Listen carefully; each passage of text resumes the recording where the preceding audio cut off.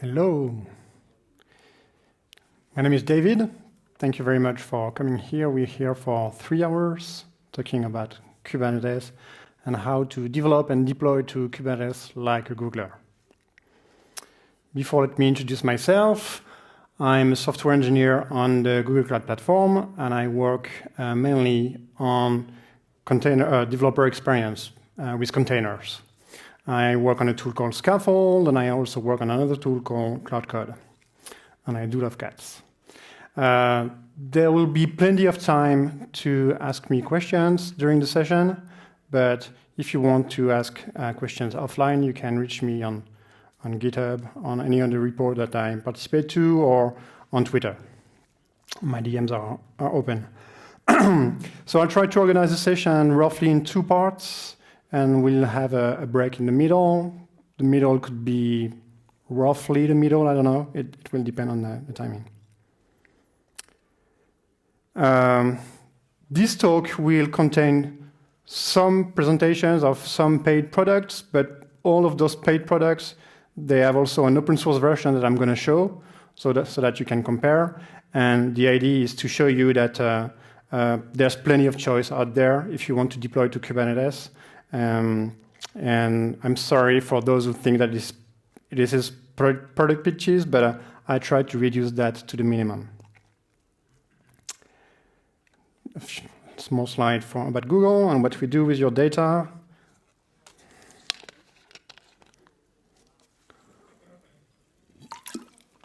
Okay, so what is it like to be a developer in a Kubernetes world? Who's using Kubernetes here in the room? Okay, almost everybody. Who's a developer? Cool, so you're in the right room, I hope. I hope that I'm going to show you things that are interesting to you. Who saw my demonstrations last year about Google Container Tools? Nobody? 1 person? Okay, because there's part of the content of this presentation that was already in the old presentation, some small parts. So if you recognize some of the slides, that's the reason why. But since most of you were not there, it's pretty cool. So how do you like being a developer in a Kubernetes world? Do you like it? Yeah, not so much. Do you hate it? No? No? Okay, so you're in the middle. My point of view is that this is fine. The house is on fire, but it's solving problems, but also it's bringing a lot of complexity. It's bringing a lot of tools. It's bringing a lot of new things that, as developers, we wish we wouldn't have to care about. In fact, we ask our users, we asked them if they liked being developers with Kubernetes, and they told us that for the majority, it's very frustrating. Frustrating because there's too much configuration. So you have your application, and you have to write YAML files, and Docker files, and some more YAML files, and even more. They told us that debugging is a pain. So you know how to develop and debug your applications in your IDE, but as soon as you deploy them to a Kubernetes cluster, it can be very complicated to understand what's going on, and it can be very complicated to debug the application. But very often, you still need to debug those applications in a platform that looks like production. And also, they told us that the applications have too many moving parts. One of the reasons is because most of the people who are adopting Kubernetes are also trying to adopt microservices at the same time. So, of course, it creates a lot of components where before the applications were more monolithic, maybe. And basically, people told us that they want to spend more time in their code, doing what brings value to their company, and not really taking care of stuff that are related to Kubernetes. Do you wish you could spend more time in your code with Kubernetes? Yeah, a few people. Okay, I'm going to try to help you. Okay. So yeah, it's quite complicated. So as I said, lots of the getting started can be complicated. complexity, added complexity can be complicated. So there's complexity at the beginning, but there's more and more complexity over time, and it can really be complex. So what's going on for Googlers? How do they cope with that complexity and Kubernetes? Well, actually, until recently, not a lot of Googlers were actually using Kubernetes. If you don't know the story, at Google, we have something called Borg, and everything that runs for Google, Google Cloud, Gmail, GCP, everything runs on top of Borg. And when Docker was created, some people inside Google decided to take the knowledge they had put into Borg, and they decided to create Kubernetes. And now it's open source, it's driven by a foundation. A lot of companies are driving Kubernetes, but at the origin, it was things that we had tested internally with Borg. And so not a lot of users were actually using Kubernetes. So it's starting to be a little bit true now, because some of the products we create for the cloud platform, now they are running on top of Kubernetes. Before, we were running managed Kubernetes, but not really products on top of that. Now, the new products, some of them, they do run on top of Kubernetes. So we do have Googlers who use Kubernetes, but not a lot. One thing that is interesting, though, is that all the problems I talked about, we have a very good internal tooling at Google that we've developed over time. And this tooling's goal is to fix those problems, to remove some of the complexity, to make things debuggable, etc. So really, we created a lot of tools internally, and we tried to reproduce those tools for Kubernetes, and we open sourced most of those tools. So some of the tools that we created, I'm going to talk about. Okay? So the idea is that not a lot of Googlers are actually using Kubernetes, sorry, but we know how it works, and we created tools that you can use with Kubernetes the same way that we use them for Borg. The thing is, it's not going to really change in the future because of Google's scale. Of course, the tooling has to be different. You will not use exactly the same tooling as Google. You don't have the same scale, and you don't want something as complex as the things we're using. You want something, most of the time, that is simpler. So we have to understand that even if we create tools for Kubernetes, even if we have like wonderful tools internally, you, as users, as developers, you will always want something a bit different. There's one thing we can agree on is containers, right? So Google has been using containers for years, even before Docker containers. Some of the things that Docker containers are based on were created by Google, and we launched billions of containers internally. Everything runs on Borg with containers. And also, more and more of our product on Google Cloud now use Docker containers, the same Docker containers that you're using. And our products, they are leveraging Docker containers, they are consuming Docker containers, they help you deal with Docker containers. So I think this is really the middle ground. As soon as we can create at Google products that deal with Docker containers, you will be able to use them with Kubernetes. And I'm going to show you some of those tools. Is that okay? Is that clear? So there's one question I need to ask you first. Do you really need Kubernetes? Because I told you it was complicated. A lot of people are complaining, and still they use it.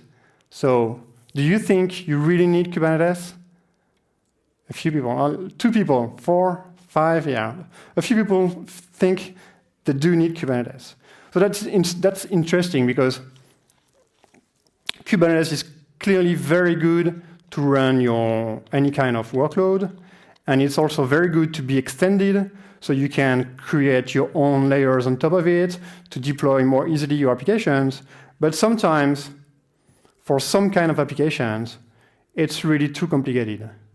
And I'm going to show you one set of tools that you might want to use instead. And I like those tools because they provide a nice migration path to Kubernetes. So you would start with something that is smaller, less complex than Kubernetes, but then that you can use to migrate to Kubernetes without changing anything. And I really like those kind of tools. The tools that basically gives you simplicity, but at the same time doesn't close any door so that you can just do the full plain Kubernetes with all the options and all the complexity, but also all the nice features. Is that clear? Yeah?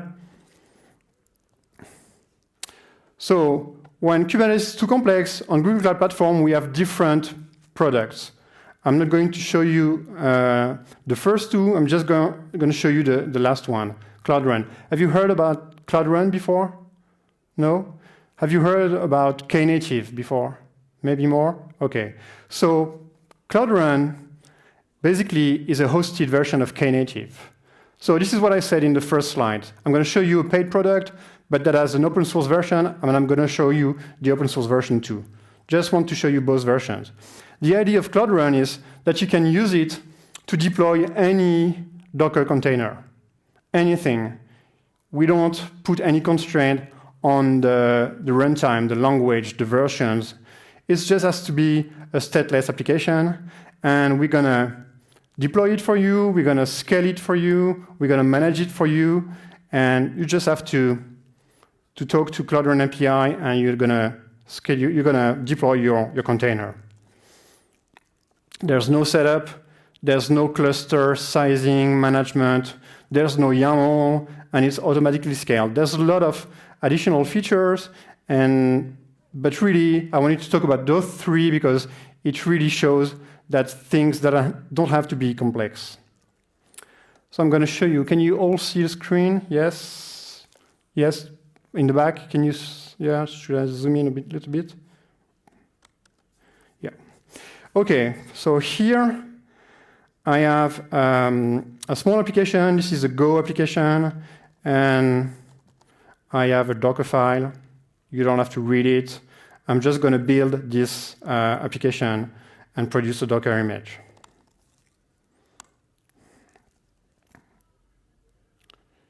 Actually, I didn't want to use that name. Yeah, this one. OK, so I'm going to produce a Docker image, and I'm going to push that Docker image to a registry. In that case, I'm using gcr.io, which is the registry that we have on Google Cloud. So I'm going to, what did I do? Yeah, I'm going to push that image. OK?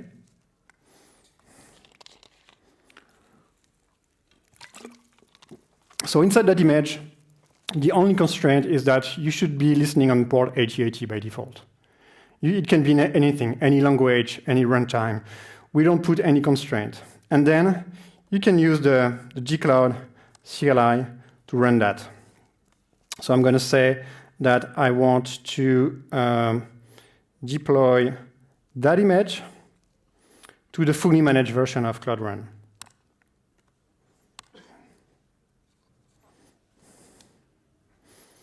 Do I want all unauthenticated invocations to be free? Yes. OK. So it's going to deploy the application for me. So I did not create any cluster beforehand. OK?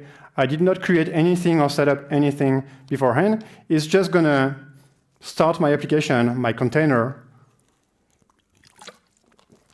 give me a URL, configure the routing, and I should be able to use it quickly. Depends on the Wi-Fi also. Yeah, come on. Yeah. So you have a URL. And boom, my application is running. It was started automatically the first time I connected to it. So you see here, it's using containers like Kubernetes, but it's not showing any sign of complexity compared to Kubernetes, right? I did not write any YAML file. I did not write anything except creating this image and running this command. We can maybe take a look at how it's shown on the Cloud Console, somewhere here. I'm going to zoom in. Okay, so it shows me that I have a service, I can click on it, and I can see multiple revisions. So if I deploy a new version of the container, I will see multiple revisions. One thing that is interesting here is that there is a YAML tab. Let me show you the YAML tab. Do you recognize that kind of YAML? A bit? It should be a bit, it should look familiar to you because it's really the syntax that we use for Kubernetes. Because the idea is that you don't pay the complexity when you deploy to Cloudrun, but underneath, it's deploying with an API that can be deployed on any Kubernetes. It's using this kind of API that you could use also on your own Kubernetes cluster. What is nice is that I don't see the complexity, but I still can see what's going on underneath.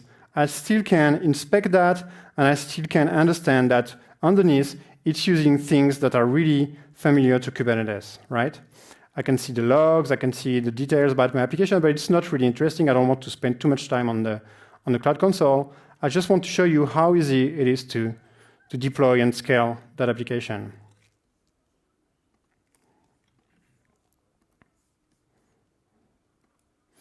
So the idea is that basically you just deploy your application. You can deploy many applications that can talk to each other. So you basically deploy microservices.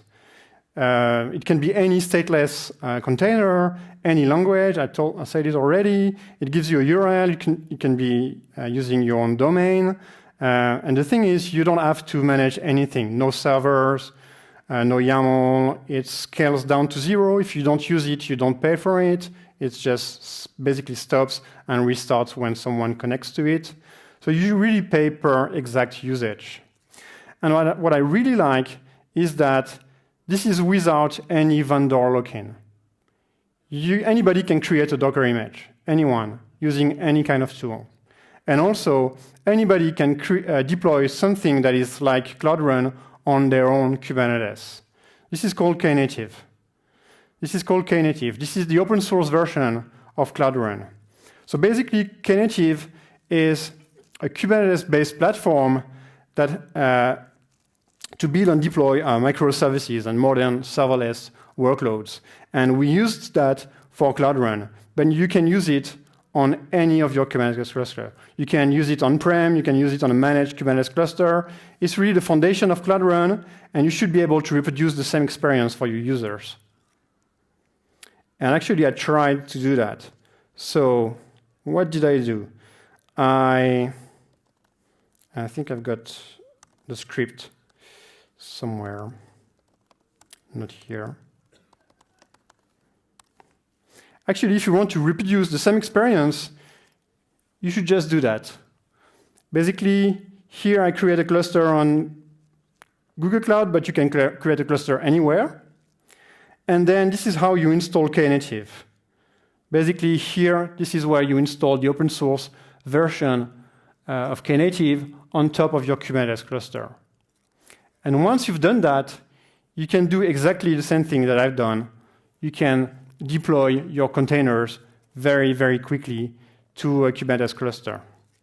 I'm going to try. So I did it already on this cluster here. I created a cluster called Knative. It's running in Europe, and I should be able to connect to it. If I'm lucky, yeah. Okay, so this is a Kubernetes cluster. It doesn't have to be on Google Cloud. It can be anywhere. And it's running no application, but it's already running quite a few things. So we can maybe take a look at all the namespaces that were created.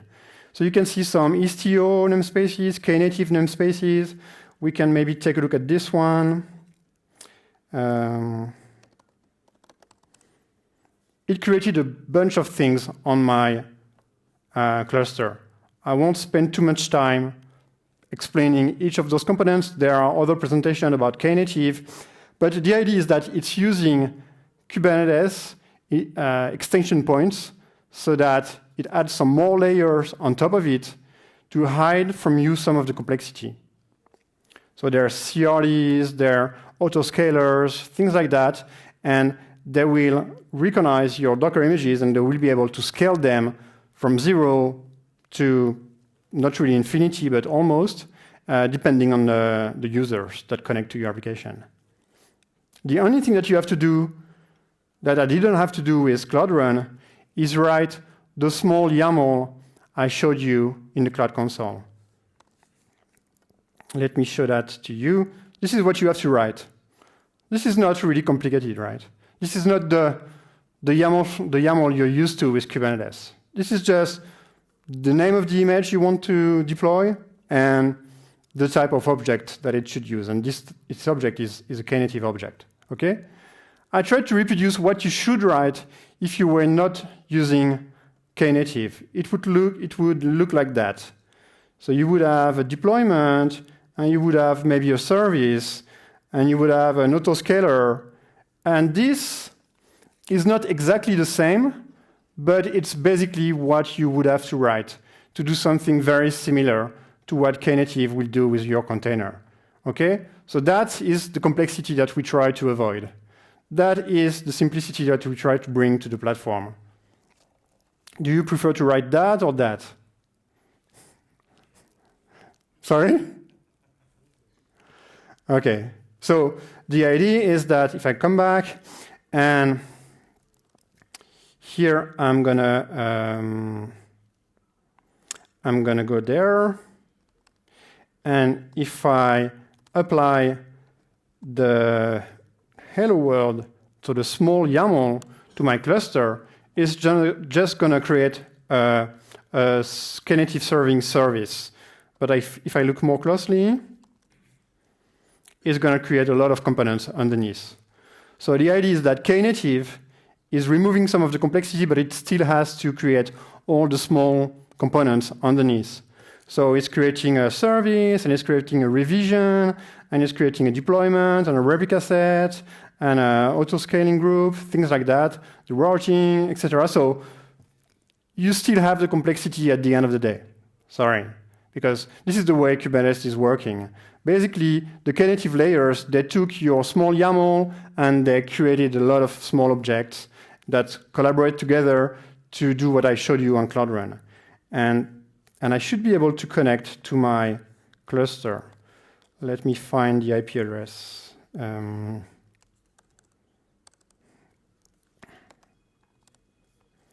So my cluster has a public IP somewhere. Here.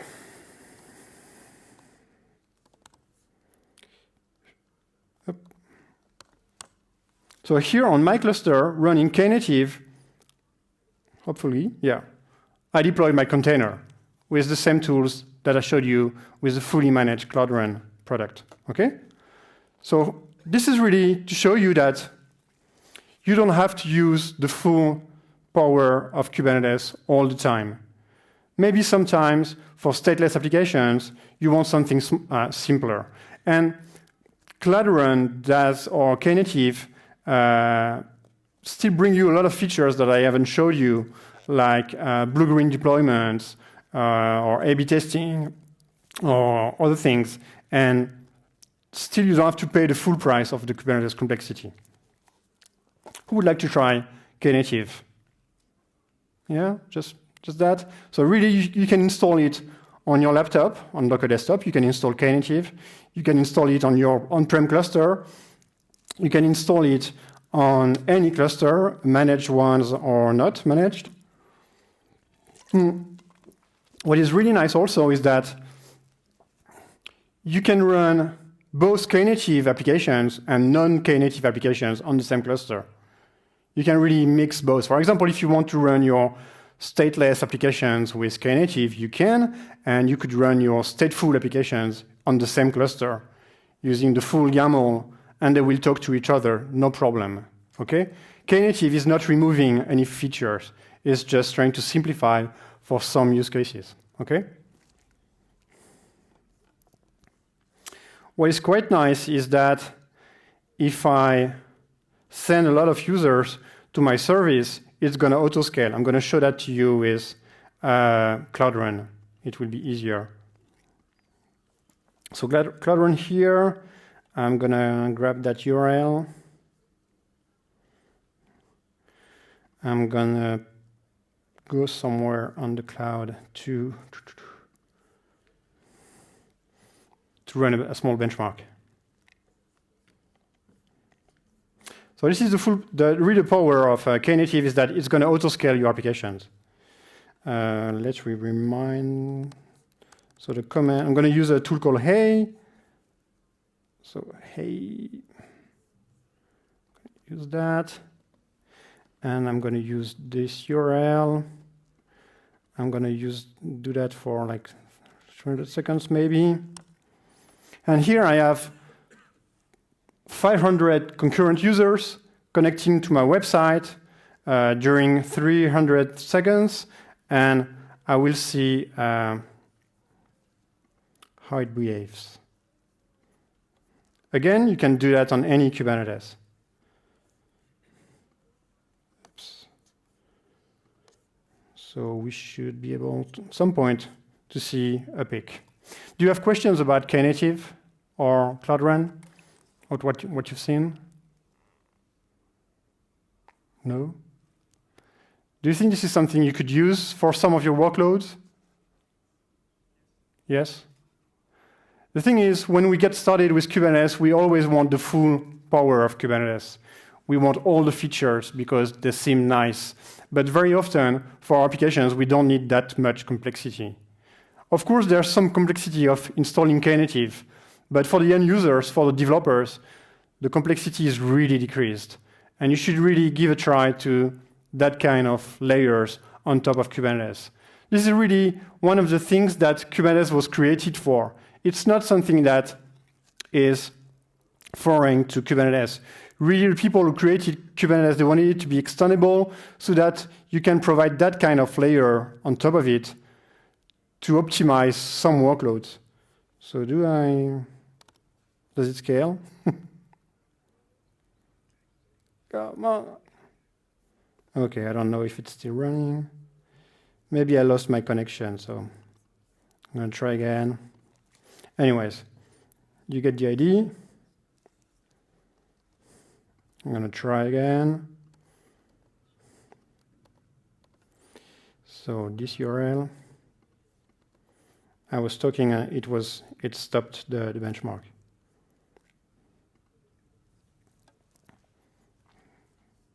Okay, so what is nice with Cloudrun is we can see the allocation of memory and the number of instances that were created.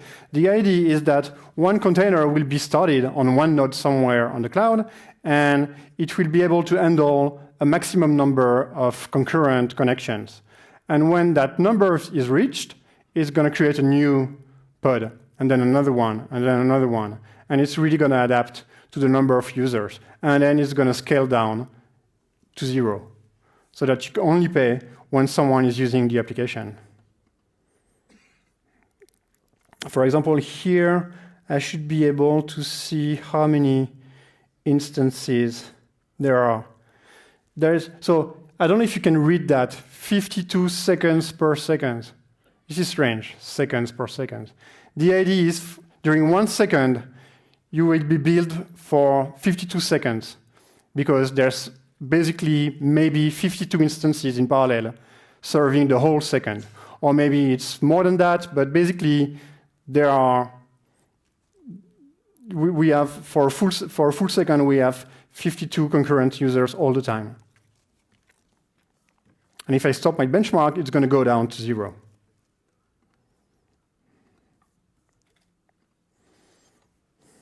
Oops. Okay.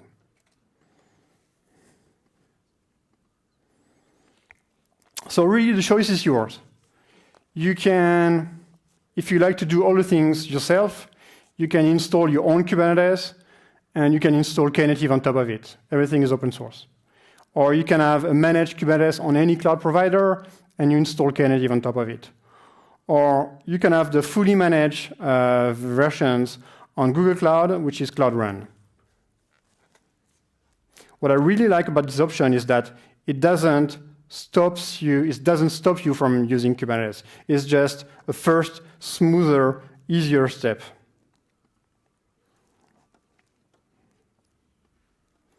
Okay, so we talked about deployment, but we said we were talking about developers. So still, what is it to be a developer in a Kubernetes world? I'm going to show you what it can be. It can become very, very boring very quickly. So here I've got a small Go application. And usually if I want to run it on my machine, I do something like go run main.go, okay? If I want to run it inside a container, I write a Docker file like this one, not exactly this one, because this one is not a good Docker file, but it serves the purpose. So I'm going to build the Docker image. And I should be able now to run it anywhere. Okay? I can run the Docker image. Cool. If I want to deploy it on Kubernetes, I have to write some YAML. Even with Knative, I have to write some YAML. And then with this YAML, I should send it to Kubernetes. And it just says, OK, it's created. I don't really know if it's running or not. I just know it's created. So I can ask for more. OK, it's running. And I can ask for the logs. Yeah, I do have the logs. OK? Let's say I'm a developer and I want to change my application. OK? Because this is what we do as developers. I'm going to change my application. I'm going to say, hello, DevOps. So what do I have to do now? I have to rebuild the Docker image. I'm going to give it a new tag.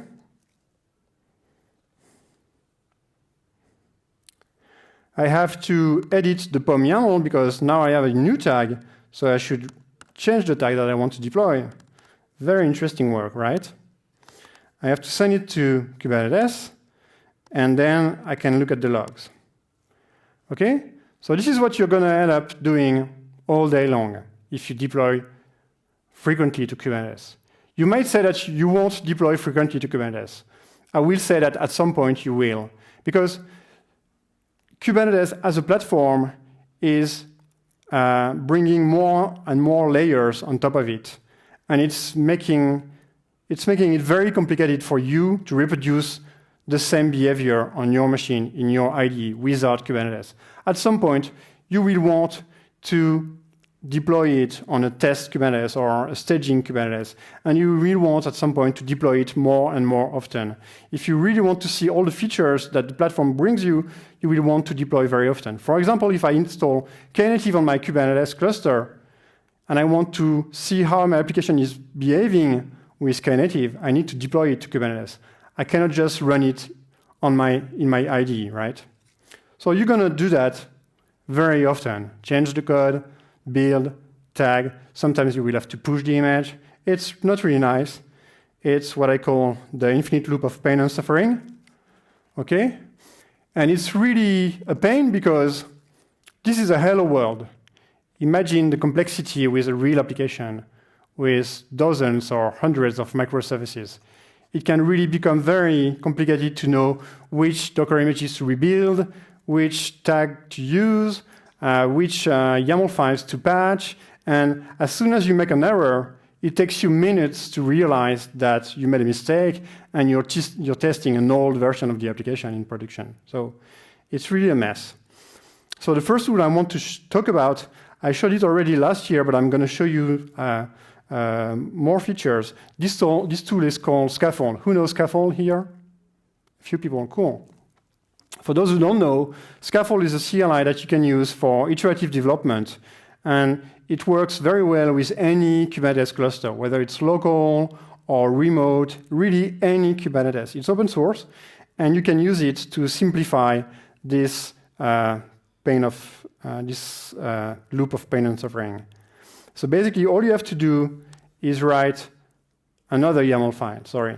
You have to write the scaffold.yaml that lists all the images you want to deploy, that you want to build and deploy, and all the manifests that you want to use when you deploy your application. So here I've got only one image and one YAML. And if I look at my folder, the image is going to be built from what's in the root folder. There's a Docker file, there's a Go source, and the YAML is inside that folder. So basically, now that I have Scaffold, I can do something like that. I can do scaffold run -- tail. It's going to make sure that my image is built. It's going to make sure that my image is tagged. It's going to use the git commits as a tag. Here, for example, I'm on a branch called v1, so it's going to use that as a tag for my Docker images. I don't have to think anymore about the tags. It's done automatically for me. And then it's going to patch the YAML, and it's going to send the YAML to Kubernetes, and it's going to register to the logs. And here I can see my application running in production. Okay, cool. Who likes that? Yeah, so we can do better. We can do better. We can do Scaffold Dev. Scaffold Dev is for developers. It's going to do the same thing, plus it's going to watch for file changes. So I'm going to change the files here. I'm going to change the files, and I'm going to say devox. Just going to save, and boom, Scaffold will detect the change, will rebuild the Docker image, will redeploy only the components that are changed, and will show me the updated logs. Okay? So I did not restart Scaffold, it just took the changes and redeployed only what needed to be redeployed. Really nice. I can do that all day long. Who wants to try that? A few people, okay. By the way, this works with any Kubernetes, but it also works with Knative. So here, the YAML file that I have is a pod description, but it could be a Knative service. I could use Scaffold with Knative, or I can use Scaffold with anything that's talking to Kubernetes. Okay, Scaffold is cool. But writing good Docker files can be hard. Who thinks that writing good Docker files can be hard? Do you as developers write your own Docker files? Or do you have some, yeah? Or do you have maybe someone else write them for you? No? Yeah, a few people, mainly developers do it. Okay, so I want to show you 3 samples of Docker files. One for a Java application, one for a Node application, and one for a Go application. I'm going to show you that those 3 Docker files are, first, hard to write, hard to maintain, and they are not perfect. They're going to bring you a lot of problems.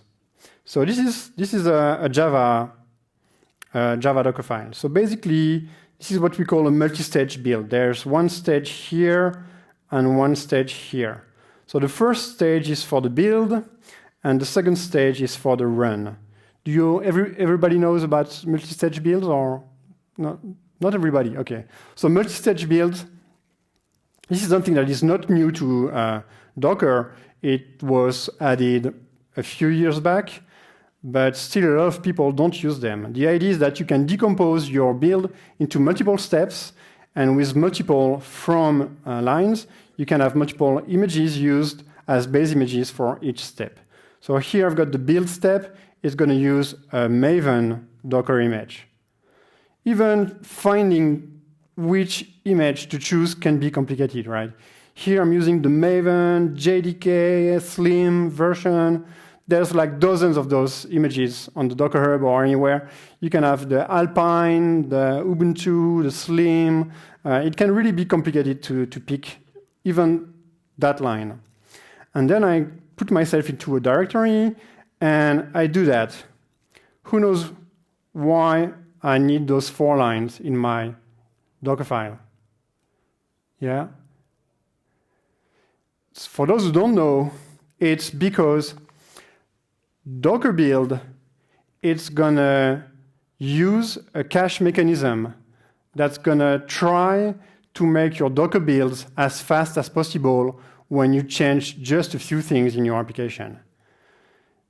I'm going to show you with a demo that to help this mechanism, sometimes we have to break our Docker file into multiple steps. So here I'm just copying the POM XML, and I'm running some kind of Maven command to download all the plugins, and all the dependencies that are listed in my POM XML. And then I copy the rest of the sources into the Docker image, and I run Maven to compile my application and copy all the dependencies in a folder. Okay, so by doing this in 2 steps, it's going to improve the caching mechanism. I'm going to show you how. When it's done, my application is compiled, and I'm going to copy it from this build step to the run step with this line here. Here with this line, I'm copying the target folder that was produced during the first step into the second step. But this time, I've got a much smaller Docker image, which is a distroless. So it's just a GRE without much additional things, okay? So it's a GRE11, and I can set the default Java command and the port that it's going to expose. Those are really metadata, and this is my application that's copied on top of it. You see, writing this kind of YAML Docker file can be complicated. And every day, I look at code samples and projects, and I look at their Docker files, and most of the time, they are wrong. They are not written correctly. They will produce either unsecure images, or big images, or images that are slow to build. This is maybe not perfect, but this is kind of okay. For a Node application, it's a little bit simpler, because there's not really a compilation phase. So I can use just a Node Alpine image. I can copy my package JSON, install all dependencies, and copy the rest of the application on top of it. Again, I do that in 2 steps, and I'm going to show you why. And for Go, it's basically the same as Java. I have an image that contains the Go compiler, and I copy the list of my dependencies, and I download them, and then I copy the rest of my sources, and I build the binary that I copy here inside my Docker image. So you see, creating Docker files is not fun. It can be really complex. And very often I see people who use simplified version of that because they don't really see the value, or they think that it's too complicated, or they don't want to spend too much time trying to understand what's going on.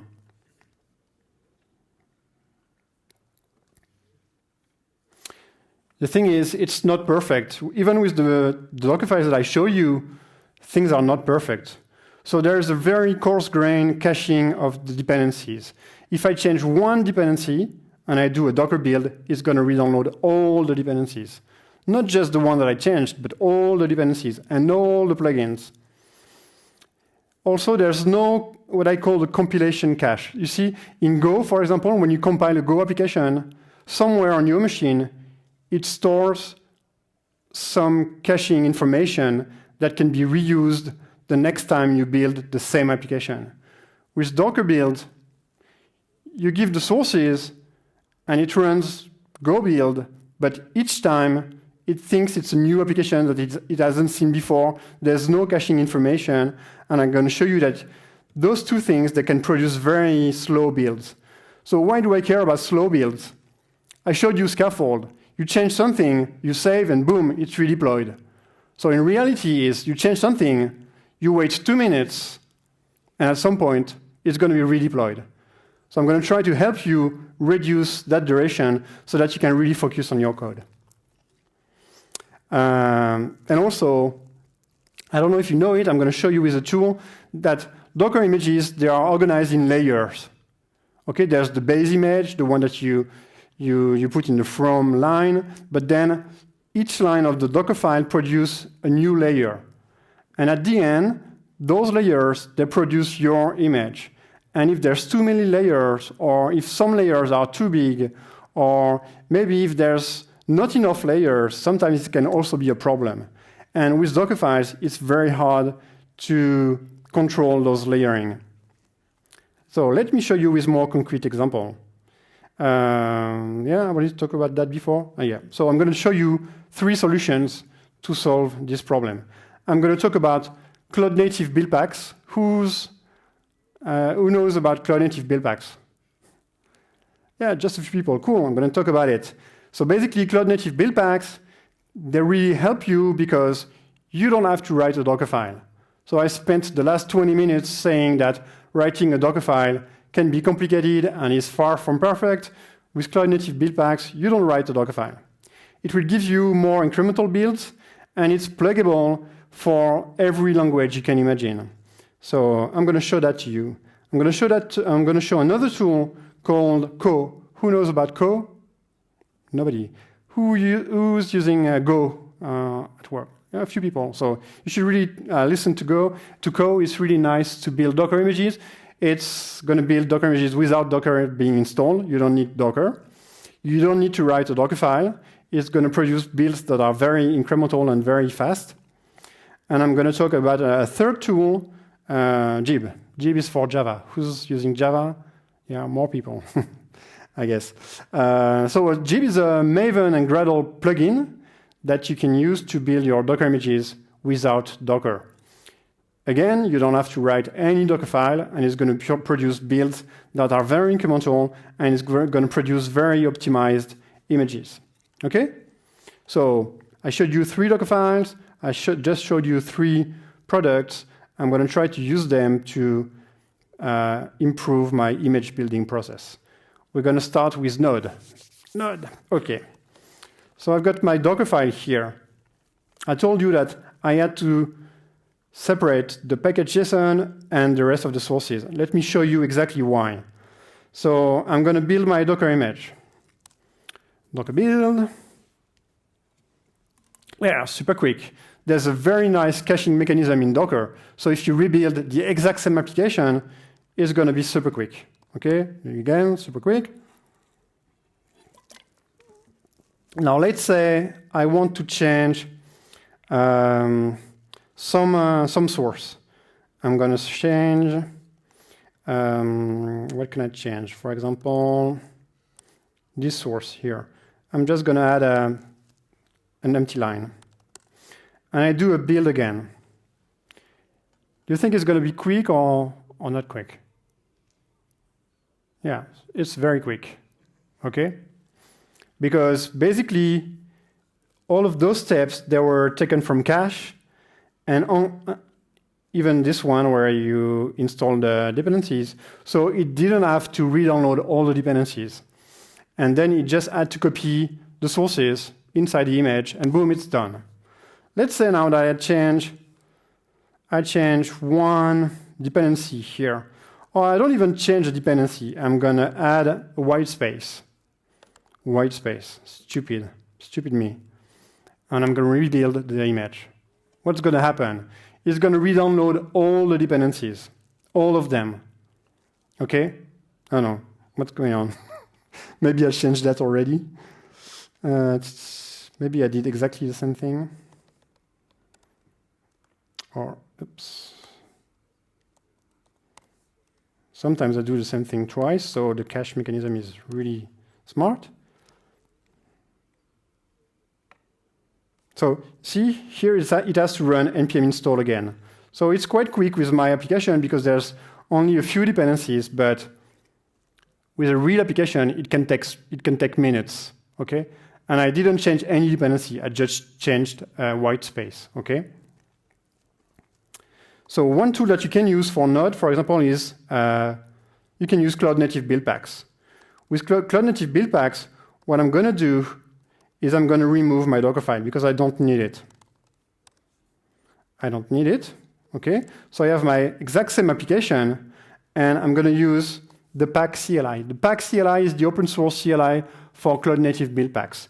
The idea of the pack CLI is that it's going to auto-detect your application. It's going to say, okay, is it a Node application? Yes, so I know how to build it. I know how to build a Docker image out of the sources. And in fact, that knowledge is stored here in what we call the builder. The builder is another Docker image that contains all the logic to build the different languages that it supports. So the Heroku build packs, they support, I don't know, maybe 10 languages, maybe more. They know how to build Java, they know how to build Node.js, they know how to build Go, and you just run this command inside your directory, and it's going to auto-detect that it's a Go application, Node application, sorry. it's going to use some of the caching that it has produced during the previous build, and it's going to produce a Docker image at the end. So see here, really, I removed some of the complexity. You don't have to write a Docker file anymore. And then, if you change something in your package JSON or whatever, Pack will be smart enough to realize that it's not a big deal, and that the things that it has downloaded for the previous build, it can reuse for this build. So it actually runs an npm install again, but this time it can reuse all the things that it had downloaded before. There's a cache for those files, and it can reuse them. So it's really a finer grain caching mechanism, and that really produces faster builds and more incremental builds. Okay? Who wants to use build packs? Just a few people? You should really give it a try, because most of the time it's going to produce images that are built faster, and it removes a lot of complexity to the users, to the developers. Actually, there were previous versions of the build packs that were created for Heroku, and the idea is that you provide your sources, you git push, and it's going to detect the language, and it's going to run it. So it's a little bit what I showed you with Cloud Run. If you combine build packs and Cloud Run or Knative, you've got something that looks very much the same as the old, good old Heroku.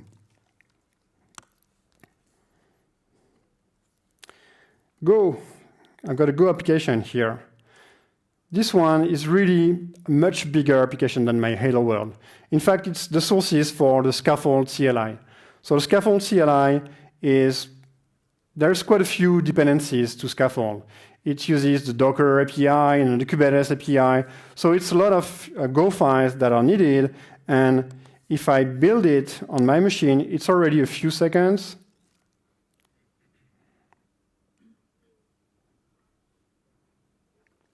Seconds. I thought it would be faster. We can maybe try to see how it goes. See, the second time that I build my application on my machine, it's really, really quick, because somewhere on my machine, there's a cache that Go tries to keep.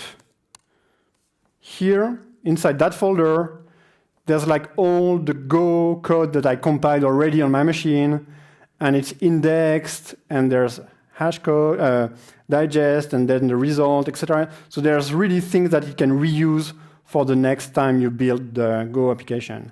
Okay, so if I build it on my machine a second time, it's really a few seconds. If I change one Go code, one Go file, it's going to be a few seconds. Not 20, just a few seconds, because you can reuse the cache. With Docker, if I change, so I'm going to build this. So first, it needs to send the whole application sources to the Docker daemon, and then it's going to build the application like if it has never seen it before. There's no cache here.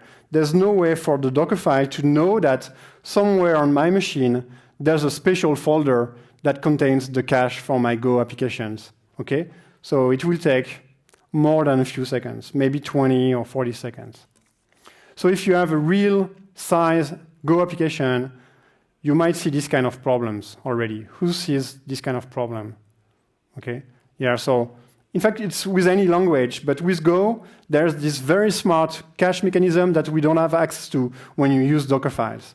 So this is really a pain. See? If I have Scaffold and I change something, and then I have to wait 4 minutes, this is not fun.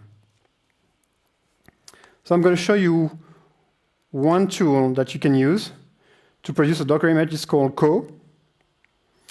So Co basically says here, I'm going to produce a Docker image that I'm going to publish locally, so on the Docker daemon that I have locally on my machine. I'm using Docker Desktop. And I'm going to build only that command.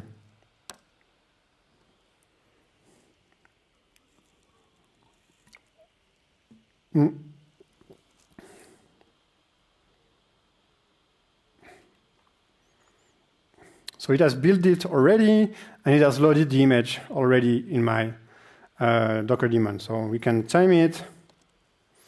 It's really much, much faster than building with Docker, right? So if you have Scaffold and you're able to connect it to Co, you should be able to have a very tight feedback loop. So it's still slower than what you have locally on your machine in your IDE, but it's very, very quick. In fact, I don't think that build packs can be as quick for a Go application. It's really, because it's dedicated to Go, it knows a lot of shortcuts. And you can remove the detection, you can remove lots of the things, you can remove some of the caching. It won't run inside a container, it runs directly on my machine, so it can use all the cores that I have, all the memory that I have, and it can use the same cache that I had inside my IDE. So it's basically, you cannot produce a Docker image out of Go sources quicker than Co. Who wants to try Co? There's only a few Go developers here, so you should really try it. So Java. We have plenty of Java developers. So I'm going to build my Docker image, and I'm going to show you something that you might not be aware of. I'm going to use a tool called Dive. What's the name of my image? I'm going to use a tool called Dive to take a look at the layers for my image. Do you know Dive? No? A few people? It's super useful. So with that, you can really start to understand the content of a Docker image. You can see here on the left the different layers that compose my Docker image. So basically here, we're going to try to do something smart. Control M to see only the modified files. No, not that. So the UX for this tool is nightmare, but the tool is really nice. But the UX is crap. Again, no. Yeah. Okay. So this is the second layer here is basically adding the JDK. No, this is not even the JDK. This is like shared libraries, like SSL libraries. So they are needed by the JDK. And then this layer here is adding the JDK with fonts and OpenJDK here, lots of things, okay? So this is not my application. This is the things that my application is based on. And the last layer here is the result of the Docker build. And it contains my application classes and all the dependencies and all the resources and yeah, all the things that are produced by Maven, okay? So let's say I have a bigger application with, like here it's just a hello world with Spring Boot. It's already 16 megabytes with all the dependency, but let's say it's a real big application. Each time I change a single line of code, it's going to produce a replacement for that layer. So that this image, when I push it to a registry, or when the Kubernetes will pull it, is going to have to push and pull this layer over and over again. And each time I produce a new layer, and 99% of that layer is the same. It's just the dependencies from my application and all the classes that I've compiled already, plus a small change. With Dockerfile, you cannot really fix that issue. You cannot really tweak the way you organize the layers. What would be a good way to organize those layers? A good way would be to have all the base layers. So those 4 layers, they stay this way. But here, the last layer, it would be better to have one layer for my dependencies and one layer for my application. This way, if I change only a small thing in my application, it's going to produce a small last layer, and the previous one is unchanged. Okay? Do you see the difference? It doesn't seem to be very important, but as soon as you push and pull from registry often, it can really make a difference. If you have a very tight feedback loop, just updating that small layer is really makes a real difference. So the tool I'm going to show you, Jib, if I can exit that, it's like VI, I can't exit. Jib knows how to produce such optimized image. So what did I do to use Jib? I just added the Jib plugin to my POM.xml. If you use Gradle, you can reference the plugin in the Gradle file. Here it's using Maven, so I just have to list this version of the Maven plugin, the Jib Maven plugin, okay? And then I can use Maven to build my application, but I'm going to use Jib build. And this target will produce at the end a Docker image that has this name, okay?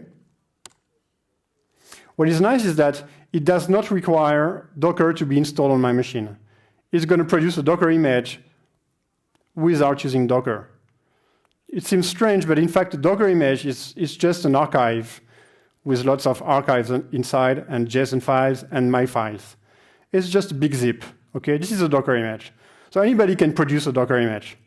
You don't have to use Docker to do that. It's just that Docker makes it possible to run untrusted code and to make it easier to run it in a sandbox, but actually Maven can build my application, take all the classes and all the jars for all my dependencies and put them inside a Docker image. And actually this is what it does here. It produced on my machine a Docker image and loaded it into the Docker daemon. And if I take a look at this image, it seems a little bit different from the image that was produced by my Docker build. So we should be able to find basically the same top layers. Okay, so this is a distroless Java 8 or 11. Here, there's a layer that is just for the dependencies for my app. So basically, the libs folder. There's a libs folder here that contains all the jars for Spring Boot, okay? And this other layer, this one is empty. It contains only the resources for my application. And the last layer contains only the classes for my application. So the idea is that, the heuristic here is that you should change the Java files more often than the resources and more often than the dependencies. So we're going to produce the big layer for all the dependencies, and then one for the resources, and then one for the classes. By the way, there's a big debate on Twitter those days whether you should use fat jars or not inside the Docker image. Clearly, you don't need to. It's a waste of space and time. You should just compile your application to classes and copy those classes inside a separate layer, and that's it. You don't need to have a fat jar inside a layer. You should just explode that into separate layers to optimize pushing and pulling those Docker images. It's just that it used to be easier to produce a fat jar, but with Docker image, we don't have to do that. So Jib knows very well your Java application and knows how to produce optimized layers.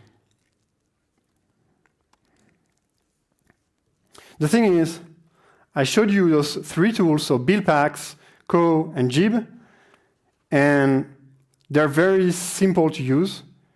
They really remove the need to write a Docker file. So really, it should remove a lot of the complexity that you have with Kubernetes.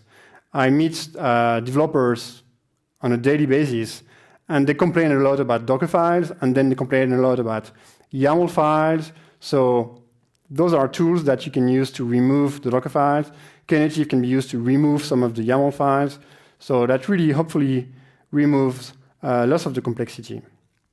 The thing is also, I showed you Scaffold, and all those tools that I showed you, Jib, Co, Buildpacks, they integrate nicely with Scaffold. Here I've got a bigger example with multiple microservices. So it's more of a real sample. So here there's a proxy written in Go, another one written in Go, but I'm going to build with a custom command that's using Co underneath. This is also Go. This is a Postgres database. This is a Java microservice that I'm going to use Jib to build it. This is the Node.js UI that I'm going to use Buildpack to build it. So it seems complicated, but in fact, like my previous demo, I can just run Scaffold F, and it's going to build all those artifacts. It's going to tag all those artifacts. It's going to take the tags and put them in the YAML files, and then it's going to deploy that to Kubernetes, and it's going to show me the logs for all the components. See? I've got the components for the database and all the microservices here combined together, and when I refresh, I can just see the logs for all the microservices.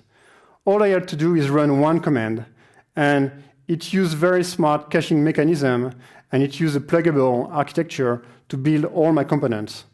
So in real life, maybe you don't want to build one with Co, one with Jib, one with Docker build, one with buildbacks, but it's possible to do that. And in fact, at Google, we have a build tool called Blaze. There's an open source version called Bazel, and Bazel knows how to build components for multiple languages and multiple technologies. And like Scaffold, when you run Bazel build or Blaze build, it tries to reuse as much as possible from the previous builds. So here, I managed to build 6 images in just maybe 1 second, because I realized that all of them were already built before on my machine. And if I change only one, it's going to rebuild only that one. Let me show that to you. I'm going to, for example, change the Java code. I'm going to say here quiz. So Scaffold will detect that and will trigger a Maven build with Jib. And when this is done, it's going to redeploy only the title component. And if I reload the frame, I should see that, yeah, it was deployed already. OK? Do it again. So it's going to rebuild that very quickly. You cannot build as quickly as that with Docker build. And boom, it's redeployed already. OK? It can even be faster than that. I'm going to show you faster than that. How can it be faster? I'm going to show you that I can change some static web pages. And when I save it, it's going to be redeployed automatically. In fact, what it does is it knows for some of the files that it doesn't have to rebuild the Docker image. It will just sync the file from my machine to the pod running somewhere on a node, somewhere on the cluster, and that's it. Of course, don't do that in production. It's very nice for development, not actual deployment, but it's super nice to just focus on your code and make sure that in the background, everything is rebuilt and synced and redeployed and tagged, and you don't have to think about it. Basically, I can close this window and I can just focus on my coding, okay? And because I'm using tools like Co or Jib or build packs, when they're better than Docker build, I can have a very tight feedback loop, and I can just focus on my code, and I don't have to switch a task all the time, just waiting for the Docker image to be built. It's really nice. And with Scaffold, if I Control-C, it's going to tear down everything and delete everything and make sure that my cluster is clean. OK? So this was just to show you that there's a lot of tools you can use during development to reduce the complexity of those Docker files, to produce images that are smaller, that are built faster, and all those tools, you can integrate them with Scaffold to have a very tight feedback loop, and you can then focus on your code and automatically redeploy to a local cluster or a staging cluster or remote cluster, and that's really, really, really nice to use. Who wants to use that? Yeah, cool. You should try. I always say you should try it on Monday. Yeah, try it on Monday. Okay. When you're back at work, you should really install Scaffold, build packs, Co, Jib. You should give it a try and see if that removes some of the complexity in your current project. Again, I never said that enough. It works with any Kubernetes, okay? I work for Google Cloud, and the demos that I done with Scaffold here, they were using Docker for Mac, but you can connect Scaffold to any Kubernetes, on-prem, manage, whatever. It doesn't care. Okay? Do you have questions about any of those tools? Yeah? What about dependencies changing? Because we have two projects locally, and one depends on the other. And the one is basically a common library, and any changes in the common library might be needed in the rebuilt version. So with Scaffold, we have lists of artifacts, and you have a scenario where one artifact depends on another artifact, or there's a shared library and then the final image. And how does it work? In fact, with Scaffold, we didn't solve that problem yet. We know that it's there. We have people who try to use it in very convoluted ways to solve that problem, but I think the only way to solve it properly is to solve it in Scaffold, and it's not done yet.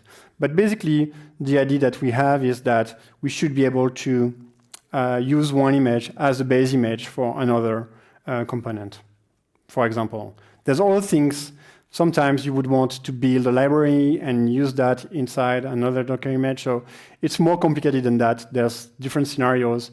And this is the reason why we didn't implement it, because it's more complicated than what it looks like. But that's a good use case, yeah. Other questions? What is the name of the tool you're doing the live coding with? So the tool for my demo? Yeah, it's called DemoIt. It's called DemoIt. Yeah. So basically, this is just a Go application, Go backend, and it's serving slides through HTTP, and there's a WebSocket, and there's a terminal emulator in JavaScript that connects to the backend.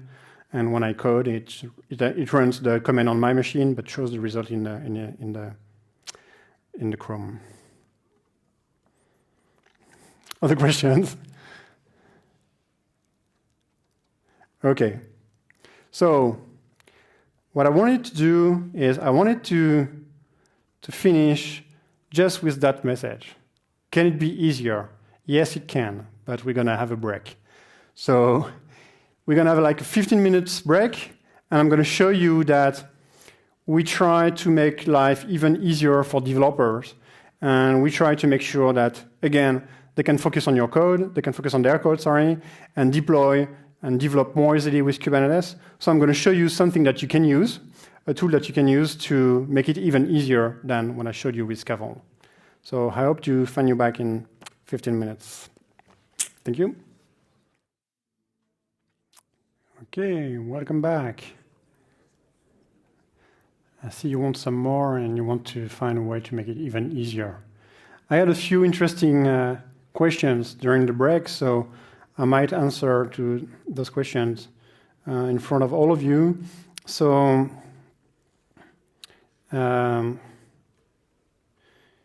one of the things that I didn't say about Co and Jib and build packs is that they solve a lot of problems, but at the same time, they are less flexible than Docker build. So they solve the caching mechanism, they makes it possible to build a Docker image without writing a Docker file. So that's cool. But at the same time, the Docker build provides a lot of flexibility. For example, let's say you have a Java application and you need to install a system package like ImageMagick or curl or whatever. With a Docker file, you just apt-get or apk-add, you add the system package, and then you add your application. For example, with Jib, you cannot do that. So your Java application needs to run on a base image that was produced before.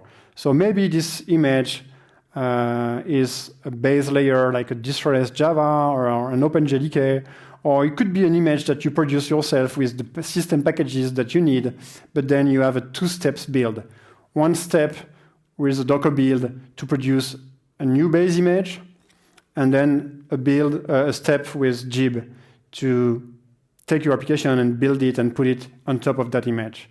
So it's really more complicated when you have system packages. And it's the same problem with Co and same problem with build packs currently. There's an issue opened on build packs to be able to install system packages, but right now it's not possible. So basically, build packs, they have a set of base images, and they take your application and they build it and they put it on top. And if you need a system package, you need to stop using build packs and go back to using a Docker file. So you lose all the advantages of those tools. So this is not a nice situation.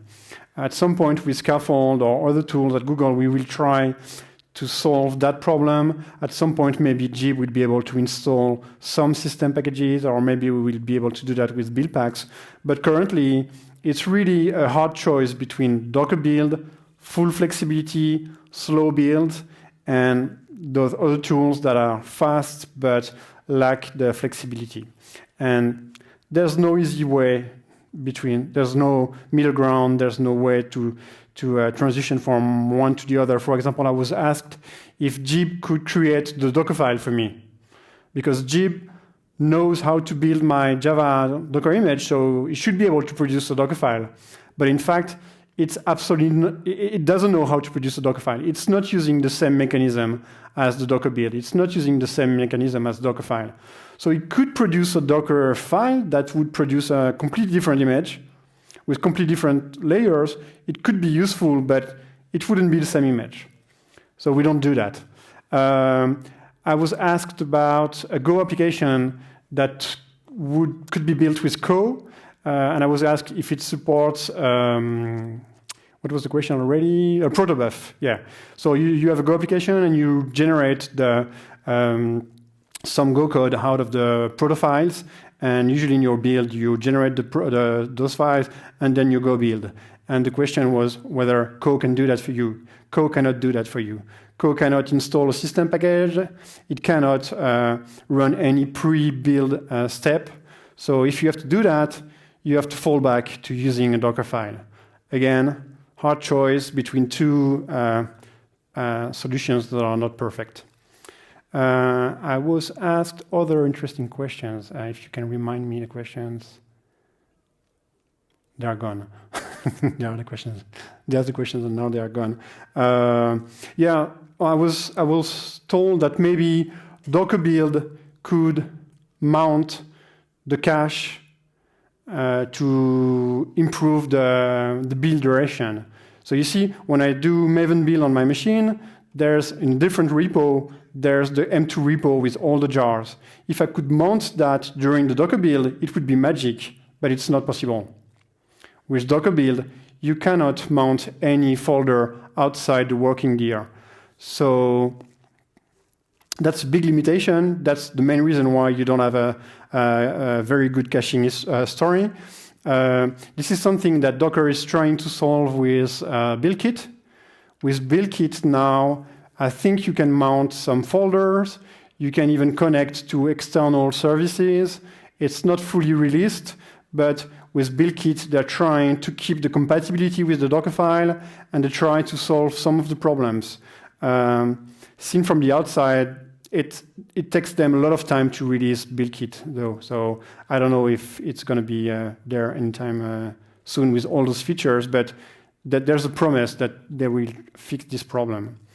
I was also asked about Scaffold and whether Scaffold can enforce an order in which it deploys the YAML files. You see, sometimes you want to deploy a CRD or an operator, and then you want to deploy some other YAML files that are only understood if the CRD is up and running. And no, it's not possible to do that with kubectl. It's not possible to do that with Scaffold right now. I was showing my script to install Knative. Actually, really shows that there is a problem right now. Can I zoom in? Yeah. So this script here, this is how Knative is installed. and you will see that it's basically kubectl apply the same files 2 times. First time, there is a selector to just install the CRDs, and then you cross fingers and you hope that they will be up and running before you apply the same files again. You see? So it's really the same. You should be able to kubectl apply the 3 files, and somehow Kubernetes should be able to see the dependencies between the objects and start some object first, and maybe monitor the state and then start the others. It doesn't know how to do that. So you have to do this kind of 2-step installs, which are very, maybe we need a sleep here, like, yeah, let's hope it works.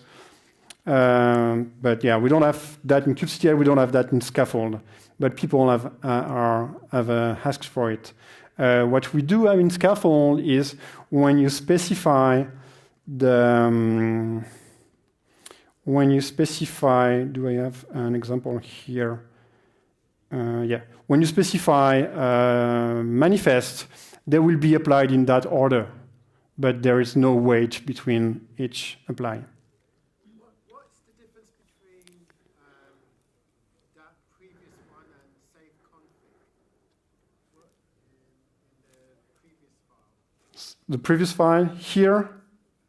Why are you not using save config? I don't know save config, so maybe it's a good idea to use it.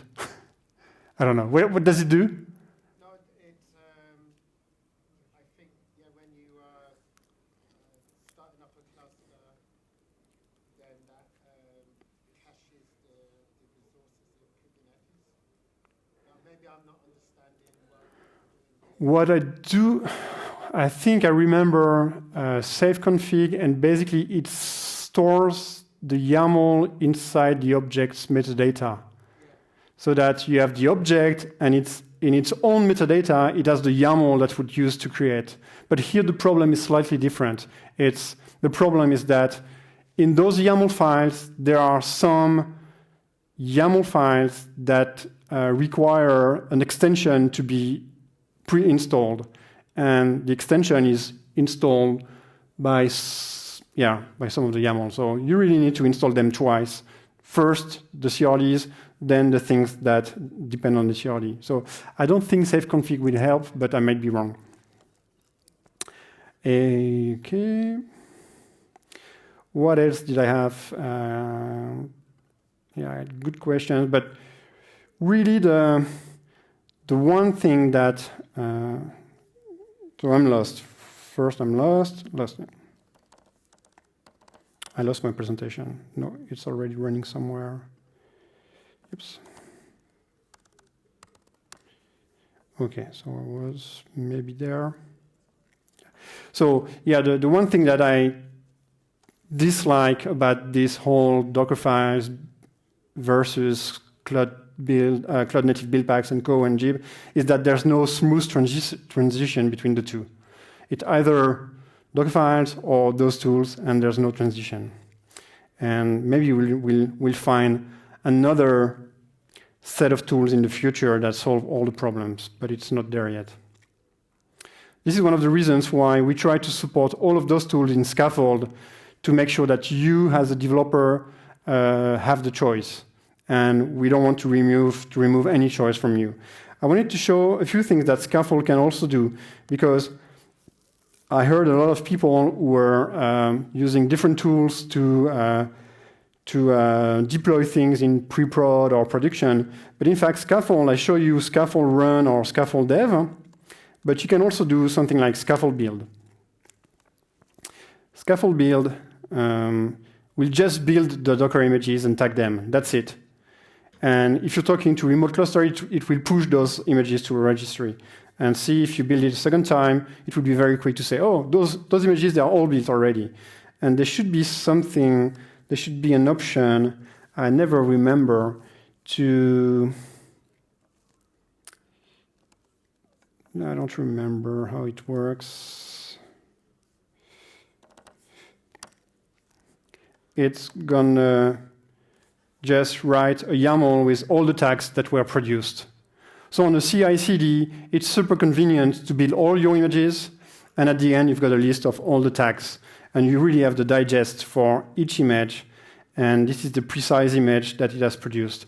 So this is super useful, and you don't have to use Scaffold in a dev mode. You can use it in your CI/CD to build images, or you can use it to, with Scaffold deploy, you can use it to deploy images that were already built by Scaffold or by someone else, and then you have to give a list of the exact images, the exact tags you want to deploy. So again, this can be useful in a CI/CD setup where you don't want to use Scaffold F, you just want to deploy something. I was asked also if Scaffold is compatible with OpenShift, because there's a lot of people using OpenShift out there, and yes, it's fully compatible with OpenShift. There's a Kubernetes underneath, it's talking with the Kubernetes API, so yeah, it's fully compatible. And it supports any kind of YAML, even YAML files that are specific to OpenShift or specific to Knative. If the Kubernetes can understand those YAML files, Scaffold will send them to the cluster. What else? There's a nice feature here in Scaffold that's called debug. I'm going to show that to you a little bit later. But it's, if you remember one of my first slides, I was saying that Kubernetes is frustrating because there's a lot of complexity, but also because it's hard to diagnose and hard to debug an application with Kubernetes. So I tried to address the complexity with Cloud Run and Knative and with those tools to simplify the image creation, but I didn't talk about the debug. So I'm going to talk about the debug a bit later. But that's basically it. There's another command here called Scaffold init, which is quite nice, and we are still trying to improve it. The idea is that you give it your current folder where you have all your components sources. Maybe you have a mono repo, or you have a big repo with submodules, and you run Scaffold init, and it will try to find its own configuration. Let me try that here. Let's say I don't have a Scaffold YAML, but I do have, I don't have three. Okay, whatever. Maybe it's not that, I don't remember, yeah. So here I have a Docker file, I've got a main.go, and I've got a pod YAML, and if I look at the pod YAML, it references a Docker image, and what Scaffold is going to do is going to take a look at all the Docker files that are available on in your folder, and all the images that are referenced in your YAML, and it's going to try to match one with the other. So that if you do Scaffold init, it's going to say, hey, I think what you try to do is to build one artifact with this image name in the current folder, and you're trying to deploy that YAML, and I know this name here because it's inside the YAML. So in some cases, it will auto-detect things in your sources so that you don't have to write that Scaffold YAML. I'm going to try something live, but I'm pretty sure it's going to fail, but it's so funny. I'm going to remove this one here, and I'm going to do Scaffold init. So here I've got like, this is my hexagon example. So with the DB, the game, proxy, reference, title, UI, it's really different projects with different languages. So it's going to fail because some of the builders like build packs are not supported by Scaffold init yet, but I'm going to try anyways. So here's the experience you will have when you run Scaffold init. It's going to say, yeah, I think I've seen somewhere a YAML reference the image called DB. Can you tell me which Docker file knows how to build that image? And it's going to show me by default the DB Docker file. And say, yes, it's this one. And the image name, yeah, it's this one. And ref is this one. And title, it doesn't know how to do that because it's a Jib, and with the version that I have of Scaffold, it doesn't know how to Scaffold init with Jib. And this was fixed recently. So anyways, this is the kind of experience you will have, it will try to auto-detect what you have and help you to generate the scaffold YAML. Again, the idea is that if we can do it and let you forget about it and remove some of the complexity, it's better. And at the end, the scaffold YAML will look like something like this. Okay? What else? I think that's about it. That's about the questions that I had. So again, I showed you Scaffold in a development setup, but it's super convenient also in a CI/CD setup. So I'll show you at the end of the talk, I show you how to use that for integration tests, for example. So anyways, you went to a break, and I said, can it be easier? And I hope to show you that it can be easier. So last year, I think it was at the beginning of the year, we introduced Cloud Code. Who's heard about Cloud Code? Oh, good. Almost no one, so that's good. Because Cloud Code is for you, it's for developers who use Kubernetes. Cloud Code is a set of IDE extensions for your favorite IDE, and that will help you develop and deploy to Kubernetes. The only problem is that your favorite IDE has to be VS Code or IntelliJ. So I hope it is your favorite IDE, right? But yeah, we support VS Code and IntelliJ. And at some point, Cloud Code will be more than Kubernetes. It's going to help you with the whole Google Cloud Platform. But for now, it's really agnostic, and it really can talk to any Kubernetes cluster. And it tries to make the life of developers easier when they work with containers and Kubernetes. So I'm going to show you two demonstrations, one with VS Code and one with IntelliJ. Let's hope it works. So I've got a VS Code somewhere here. So this is a standard VS Code, and I installed the Cloud Code extension here. So the Cloud Code extension, I never remember, yeah. So you can find it here. Okay, so this is really an extension to help you with Kubernetes. The first thing that it provides is a cluster explorer. Oops, sorry. So this is super useful. You can see graphically what's running on your cluster. So I'm the type of person who really prefer the CLI, but I see a lot of users who prefer the UI, and there's no good or bad, it's just a matter of taste. And here is the Explorer. You can see what's running on your cluster. You can see secrets, you can see anything that's running on the cluster. You can see all the namespaces. So for example, here I'm connected to Docker desktop, so you can see that Docker is running its own namespace. It's running in the namespace with, there must be service, yeah, there's a Compose API, there are things. By the way, this is, I was also asked during the break if any of the tools that I showed can be used with Docker Swarm. And in fact, the tools that you, like Jib and Buildpacks, you can use them to build images for Swarm, but otherwise you cannot use Scaffold to deploy to a Swarm cluster. It's really just for Kubernetes. Docker Desktop or Docker, they have an API that extends Kubernetes so that you can deploy your Compose files, your Compose stacks.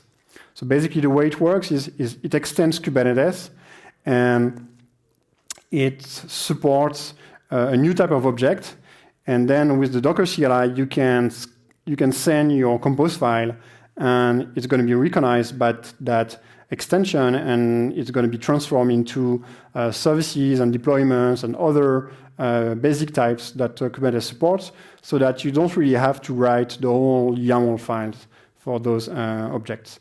But yeah, this is something only in the Docker ecosystem, and Scaffold does not do that.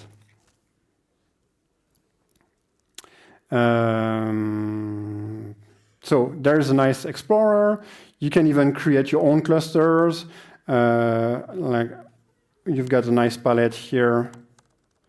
If you can type cloud code, you can create a cluster on GKE, but you can also see the logs for your applications. You can deploy them, etc., etc. You can even create a cluster on AWS and Azure, just to show you that the extension is very open, and we try to make sure that it's very agnostic. Okay? One thing that it does very well is that it recognizes the Scaffold YAML inside your project, so that without using Scaffold CLI, without knowing all the commands, you can just do cloud code deploy. And I'm going to deploy to Docker Desktop, and boom, underneath, it's going to use Scaffold. You can recognize the logs. It's going to use Scaffold to deploy my application. So if that works well,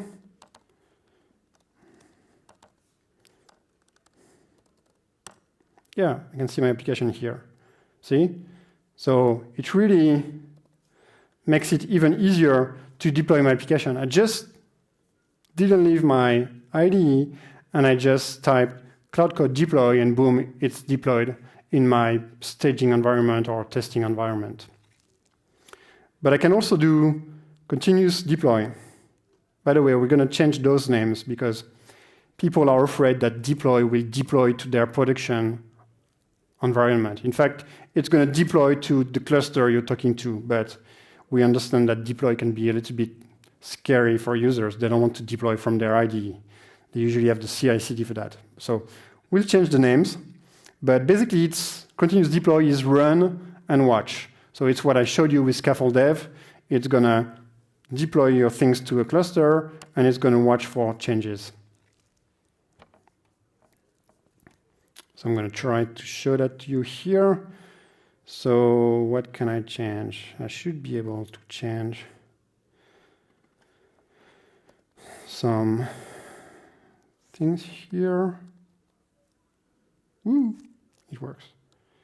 Oops, sorry.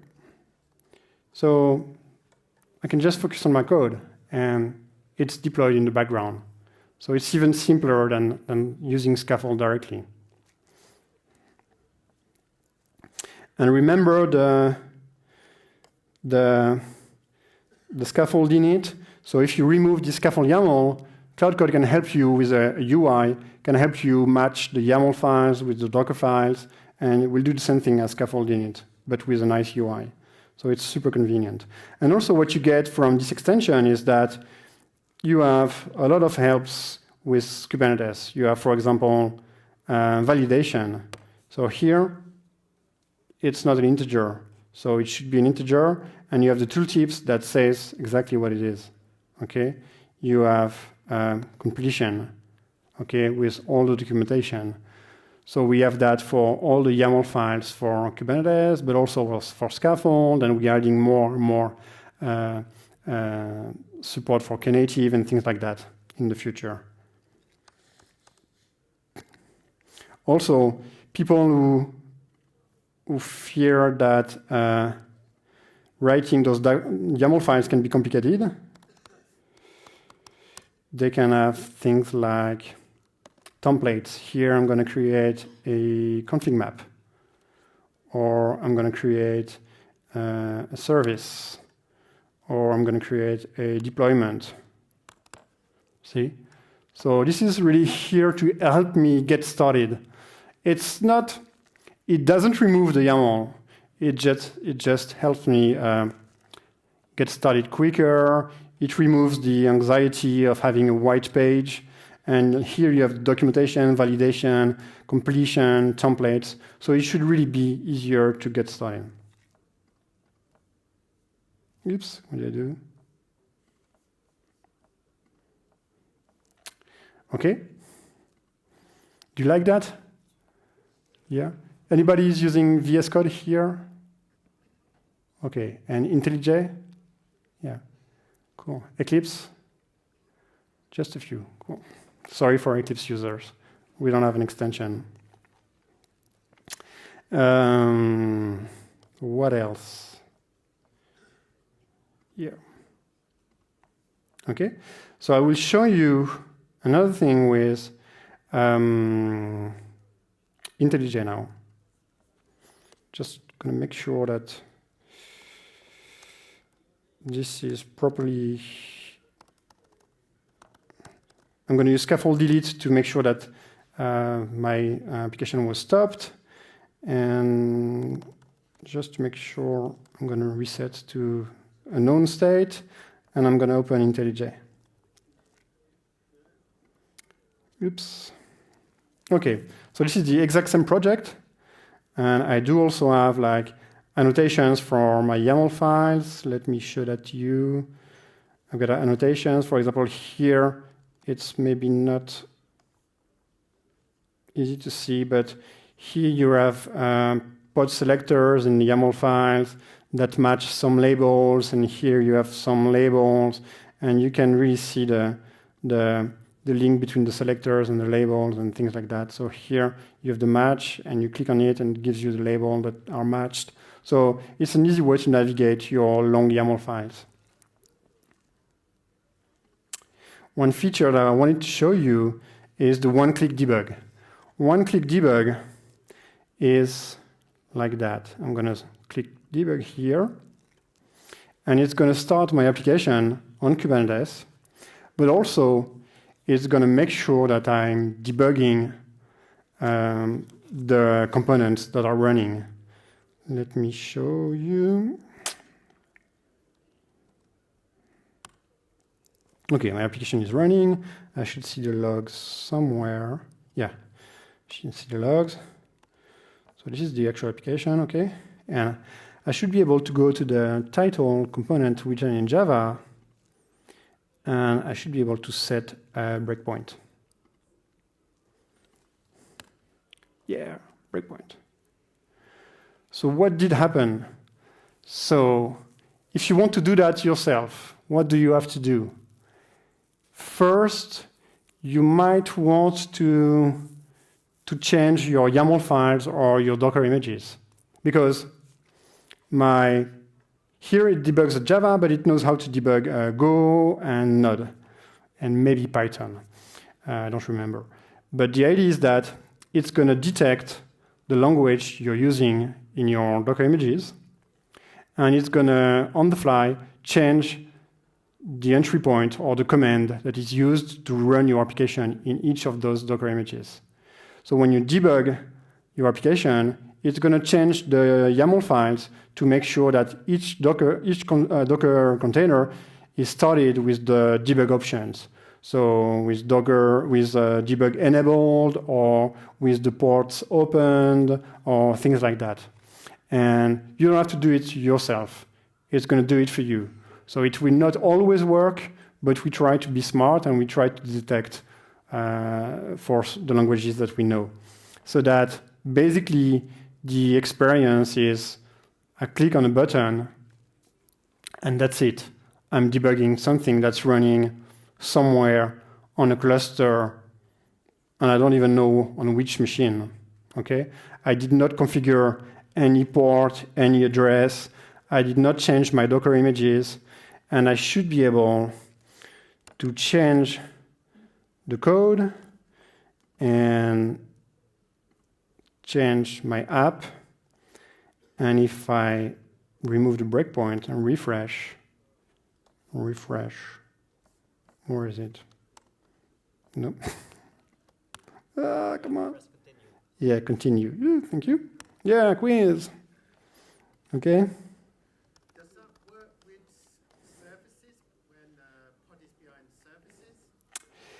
Does that work with services when pod is behind services? Does that work with services when pods are behind services? That's a good question. I don't. So what we do is, and this is shown here.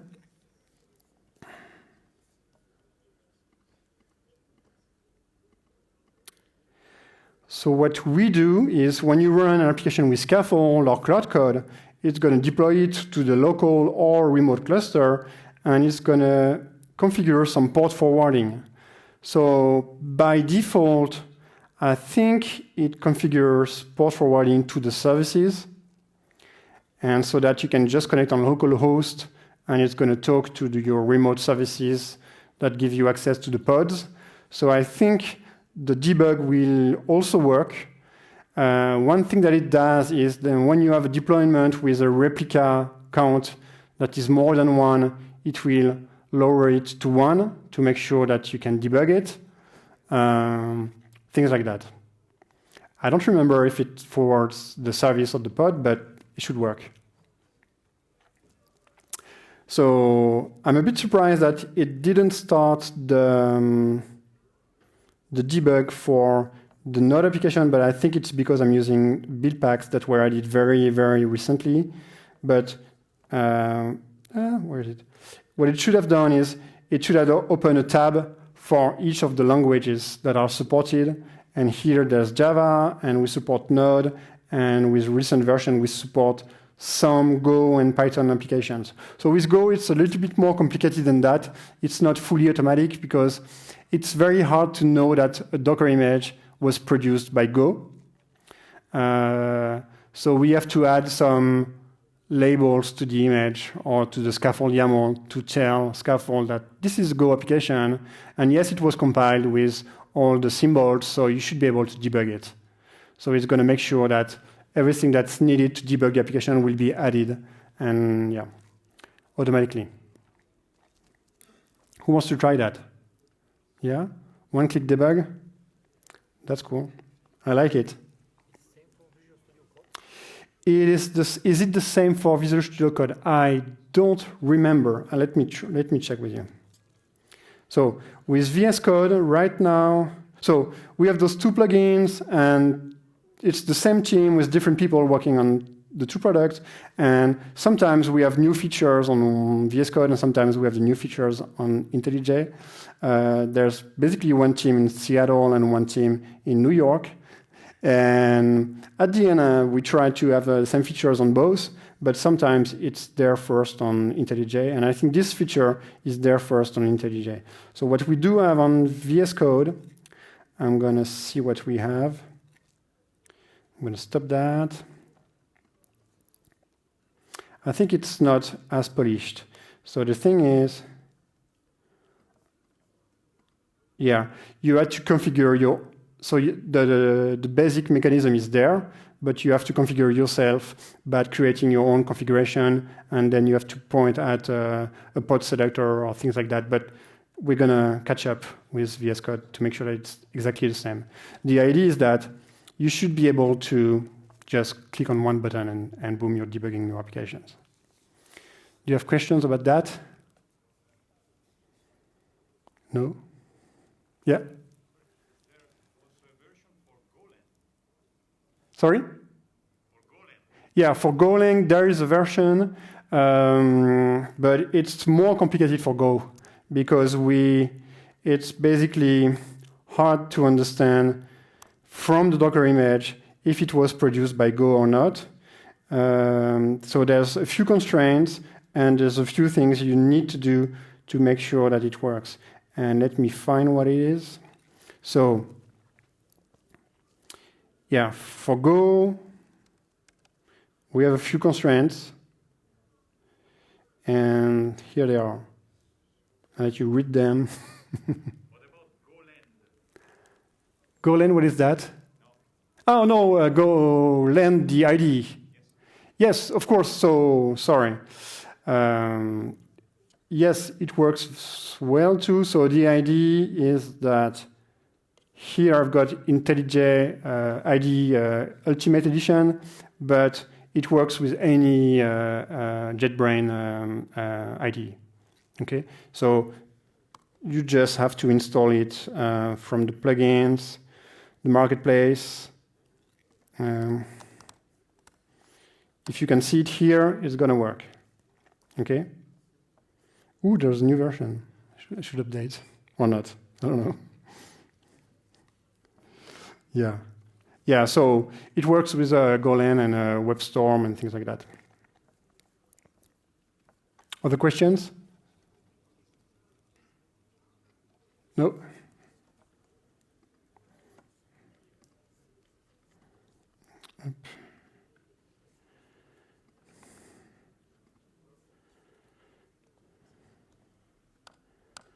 So as I said, it works for your favorite IDE. If your favorite IDE is IntelliJ and VS Code, I think it's gonna be GA in a few weeks from now. So you should be able to use it. By the way, I didn't say that, but Cloud Run is going to be GA soon too. So you should be able to use it if you dislike using beta product. Those two they will be GA in the upcoming weeks. And they are not open source, but you can just download them and install them and use them. In the future, we're gonna add more features that help developers with Cloud Platform, the Google Cloud Platform, in parallel of helping them with Kubernetes. So what about CI/CD? What kind of CI/CD setup do you have? Do you use Jenkins? Yeah. Do you use GitLab, or do you use other things? Can you say it? What? Jenkins X, yeah. Bamboo, okay. So I don't have a lot to say about CI/CD, but there's one thing that I really like, one tool that I really like and that I use all the time. It's called Kind. Do you know Kind? Yeah, who knows Kind? Cool, just a few people. So for all my demos here, I use the local Kubernetes with Docker Desktop. So let me show that to you. Basically, when I install Docker on my machine, I just click on the button and I've got Kubernetes installed. And what do I have is I have a one-node cluster, okay? Single node cluster. And all the demos I've done with Scaffold, it was talking to this cluster. By the way, Scaffold can work with any Kubernetes cluster. But how do you create a cluster for your tests? For example, do you have a shared cluster that's going to be used by all your CI/CD jobs? For example, with Scaffold, we tried that.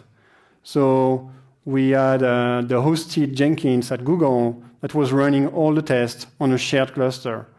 And it was trying to isolate the runs with namespaces and things like that.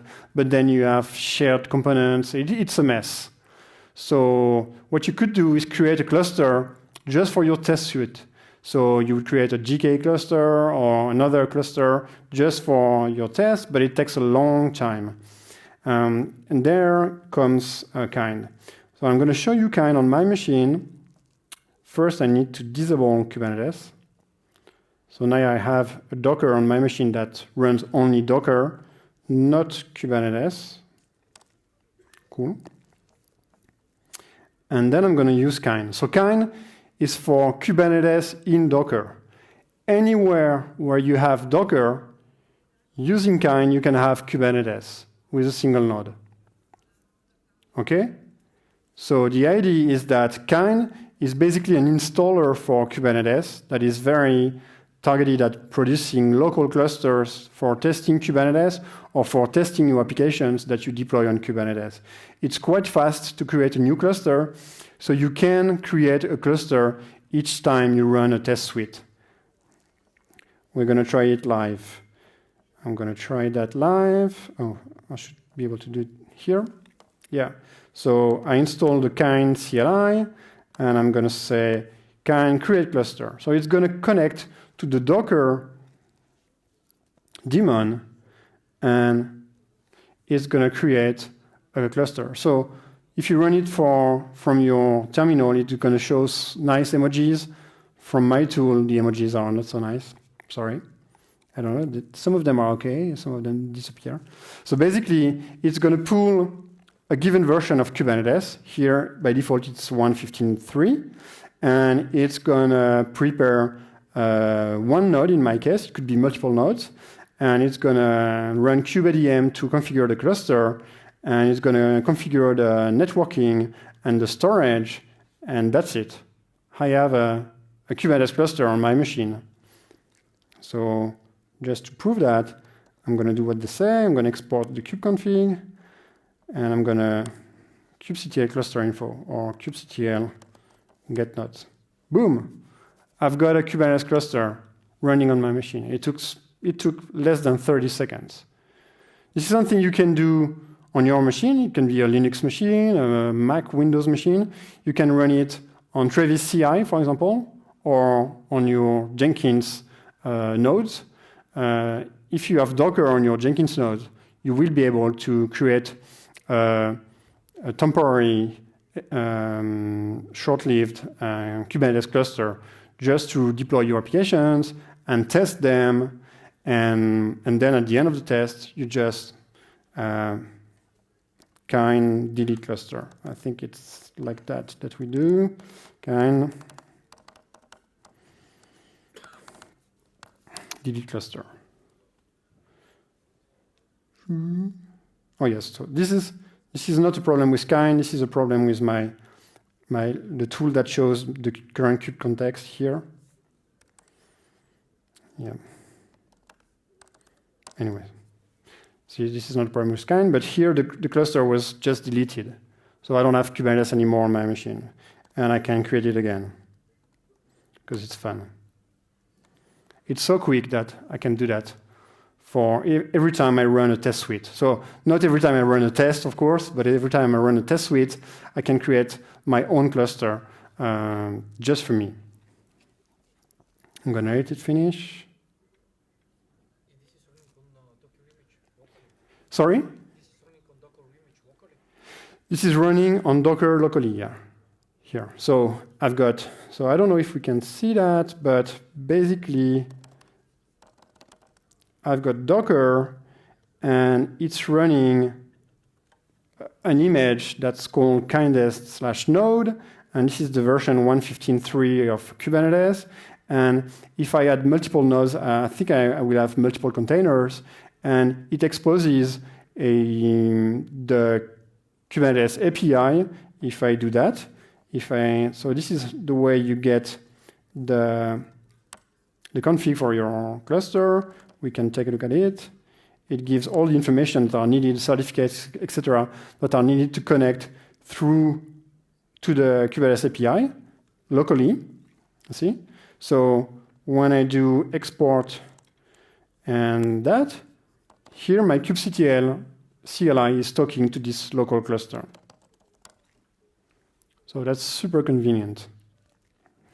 So I can even go and say Scaffold F, and it's going to take my Hello World application, it's going to deploy it on Kubernetes that I just created in front of you, and I should be able to just change some code here. Or not. Demo effect. What did I do? Oops, demo effect. Okay, didn't work. What did I do? Okay, that's a good bug for me to fix tomorrow. It did not detect the change, I don't know why. But basically, it's talking to any Kubernetes, so kind is a Kubernetes like the others, and there's no reason why it should be different. And just to give you an example, this is how, this is an extract on how we run our scaffold test on Travis CI. So if you go to the Scaffold project on GitHub, you will see this section here where we download kind, we make it executable, and then we create a cluster with this version of Kubernetes, and then we change the current kube config, and we just run scaffold run or test script that will do a lot of scaffold build, scaffold run, scaffold dev, scaffold deploy, and that's it. So if you wanted to run your test on Travis CI or any other CI, you could create your own cluster. You would connect to it, and then you will run your tests that use the kubectl CLI or Helm or whatever. It will talk to that cluster. You can take a look at how it works on Scaffold.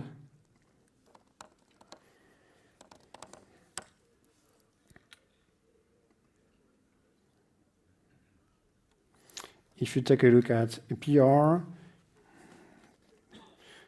this one maybe,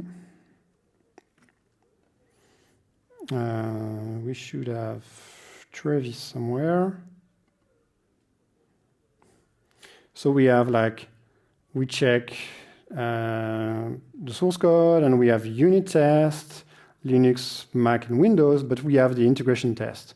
And the integration test, they run on each pull request and they create their own Kubernetes cluster just for the duration of the test. And it's not super quick, but because we have Docker on Travis CI, you can see that here somewhere it's going to download kind, and it's going to run the make integration in kind. That starts by creating a cluster.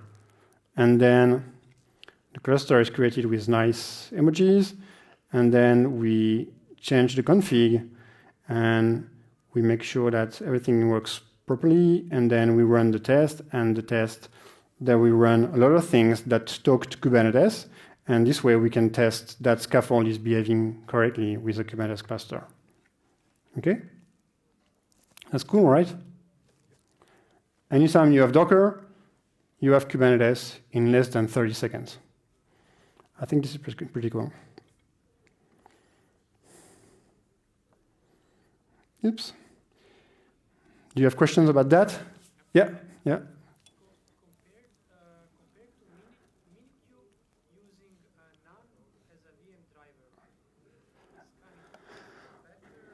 Okay, so you said compared to Minikube when using None as a VM driver. So clearly I didn't talk about Minikube, but Minikube is a super cool product that you can use to install Kubernetes on your desktop. So whether it's Mac, Windows, or Linux, you can use Minikube to create a Kubernetes cluster. And it's going to use a driver to do that. So the driver will connect to either VMware or Hyper-V on Windows or the hypervisor framework on macOS to make sure that we can run a small VM that's going to run Docker and Kubernetes. So it's really a VM. If you take a look at how Docker Desktop is doing, it's also a VM. It's running a VM somewhere on my machine. And by the way, the proof that it is a VM is that I can change the number of CPUs for that VM and the memory and things like that. So Minikube does basically the same as Docker Desktop. It's a VM. The nice thing about Minikube is that you can switch the driver.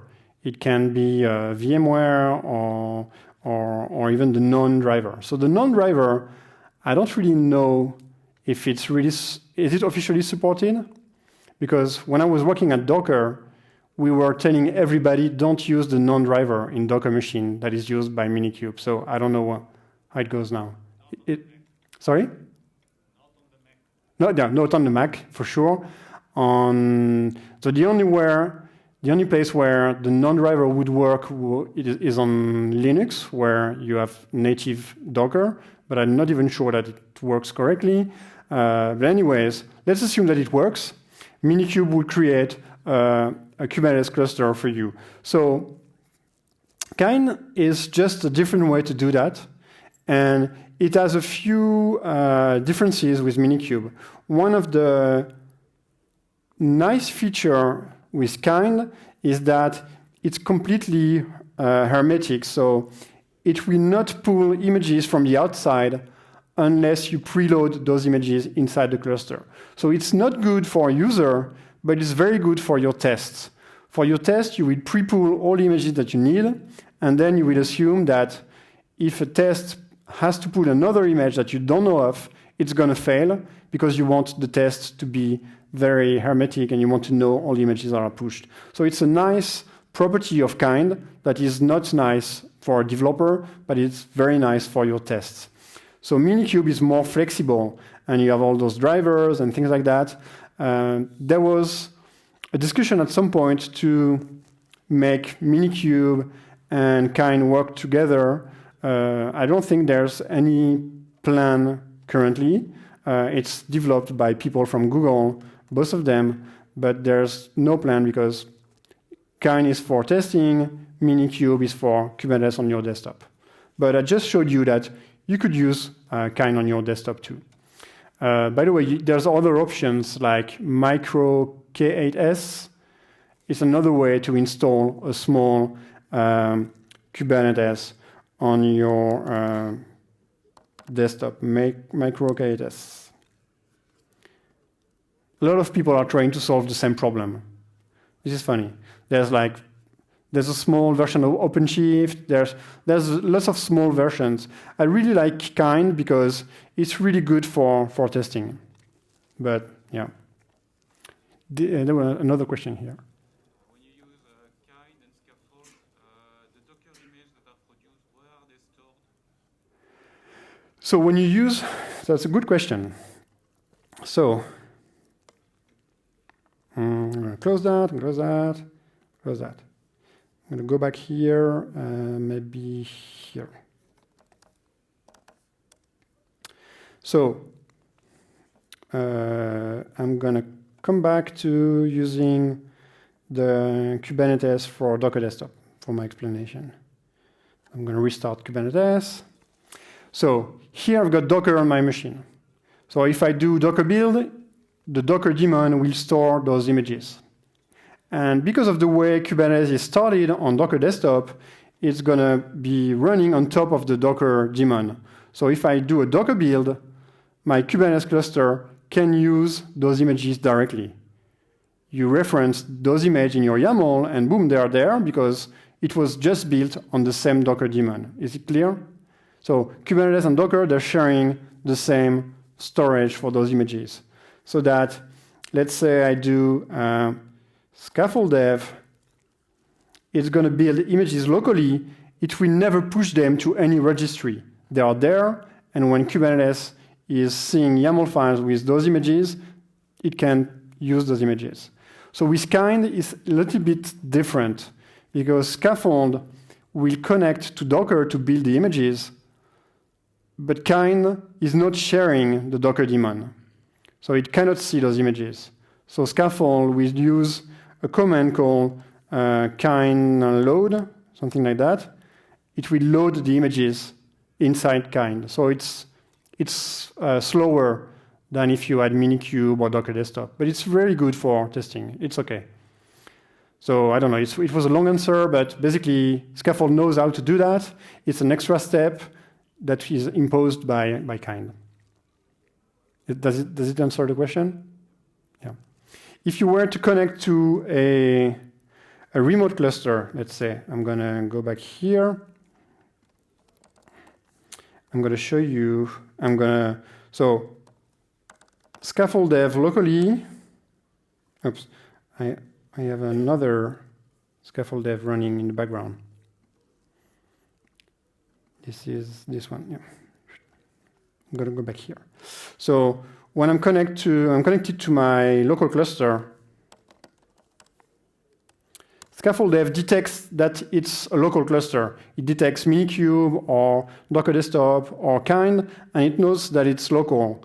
And it doesn't have to push the Docker images to a registry. But let's say I connect to a remote cluster.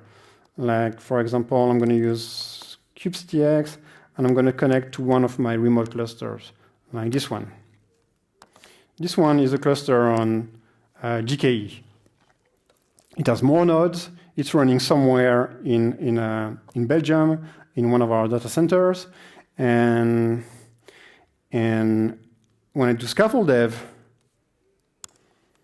if you take a look, it's going to be slower because it has to push the images. Because locally, I will build the images with my local Docker, but when I send the YAML to the Kubernetes cluster, they don't know about my images.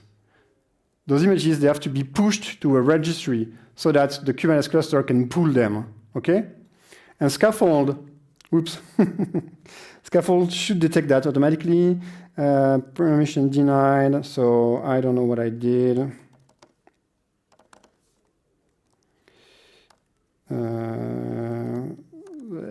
what did I do? Okay, it's not configured properly, but what it should do is it should push the images and then deploy them to Kubernetes. So there's an extra step that makes it slower.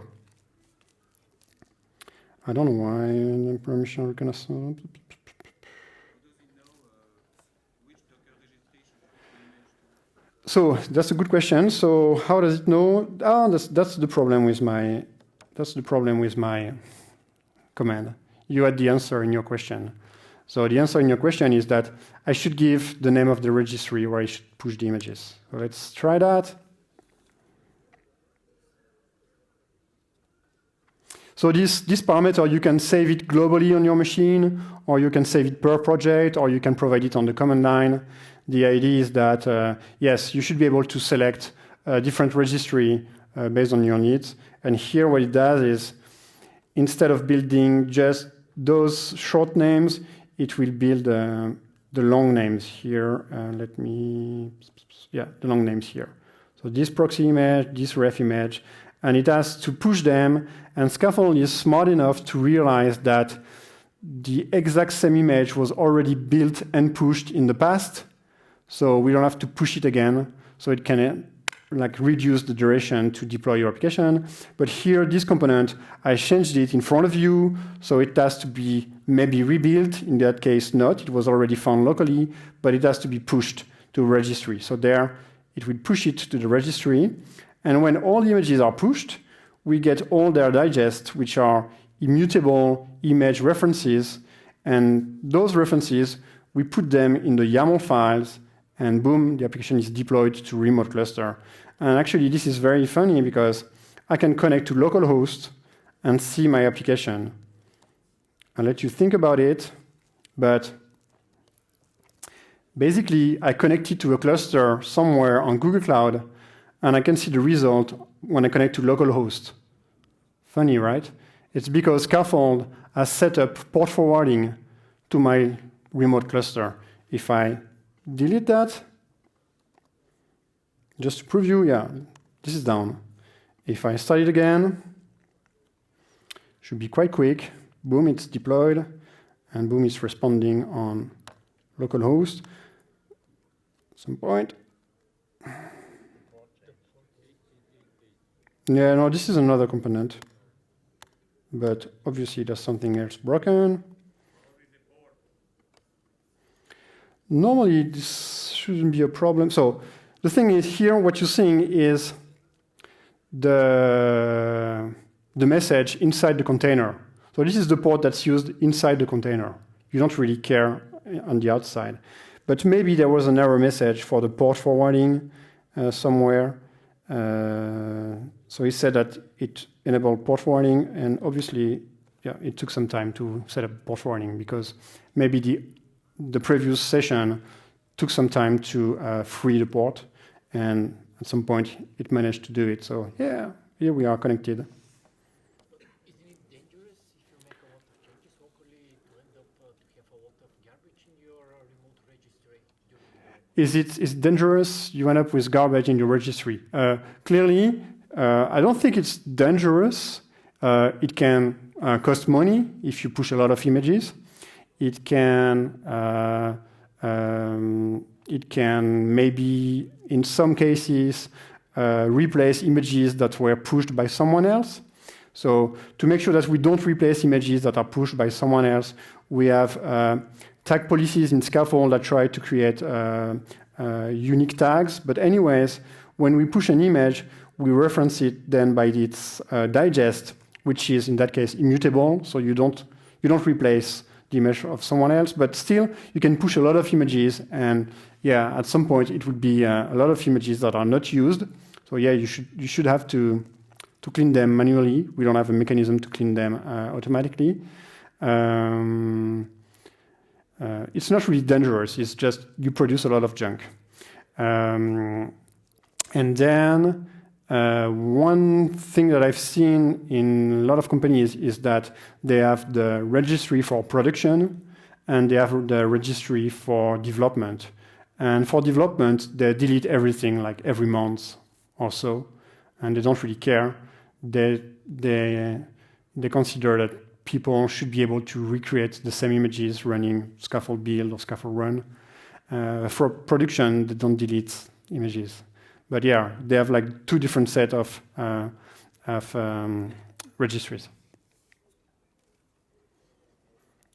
Other questions? No? I think we're going to finish early because basically this is what I wanted to show you. I wanted to show you that like a Googler or like the tools that we developed internally at Google, you can use tools that are open source and that will give you a similar experience. I showed you Scaffold that gives you a tight feedback loop by connecting to a lot of tools that you might already use or that you might want to use. So I showed you Jib, Co, and Buildpacks that are 3 alternative ways to build your Docker images. They help you build your applications quickly, effortlessly, without writing a Docker file. So it removes some of the complexity. I showed you Cloud Code that you can install on IntelliJ and VS Code. It's a nice UI on top of Scaffold and other tools to help you focus on your code and deploy to Kubernetes very easily without the complexity. I showed you Kind, which is a small tool to create local clusters, very short-lived, that can be used for testing Kubernetes or even for testing multiple versions of Kubernetes, which is quite nice. And at the beginning of the presentation, I showed you Cloud Run Knative. So Cloud Run is a little bit of a product pitch, but it shows you what you can have internally if you deploy Knative to a Kubernetes cluster. You can really have a platform that is easy to use and where some of the complexity that you have with Kubernetes is removed, because all you have to do is produce images, deploy them with just a very few lines of code, and it gives you auto-scaling, it gives you management, it gives you a lot of things for free that otherwise you have to do manually with Kubernetes. So I hope you like that and that you will try some of those tools, on Monday. And if you try them, please share your feedback. As I said, I'm available on Twitter or on GitHub on any of those projects. You should be able to ping me and ask questions. Thank you very much.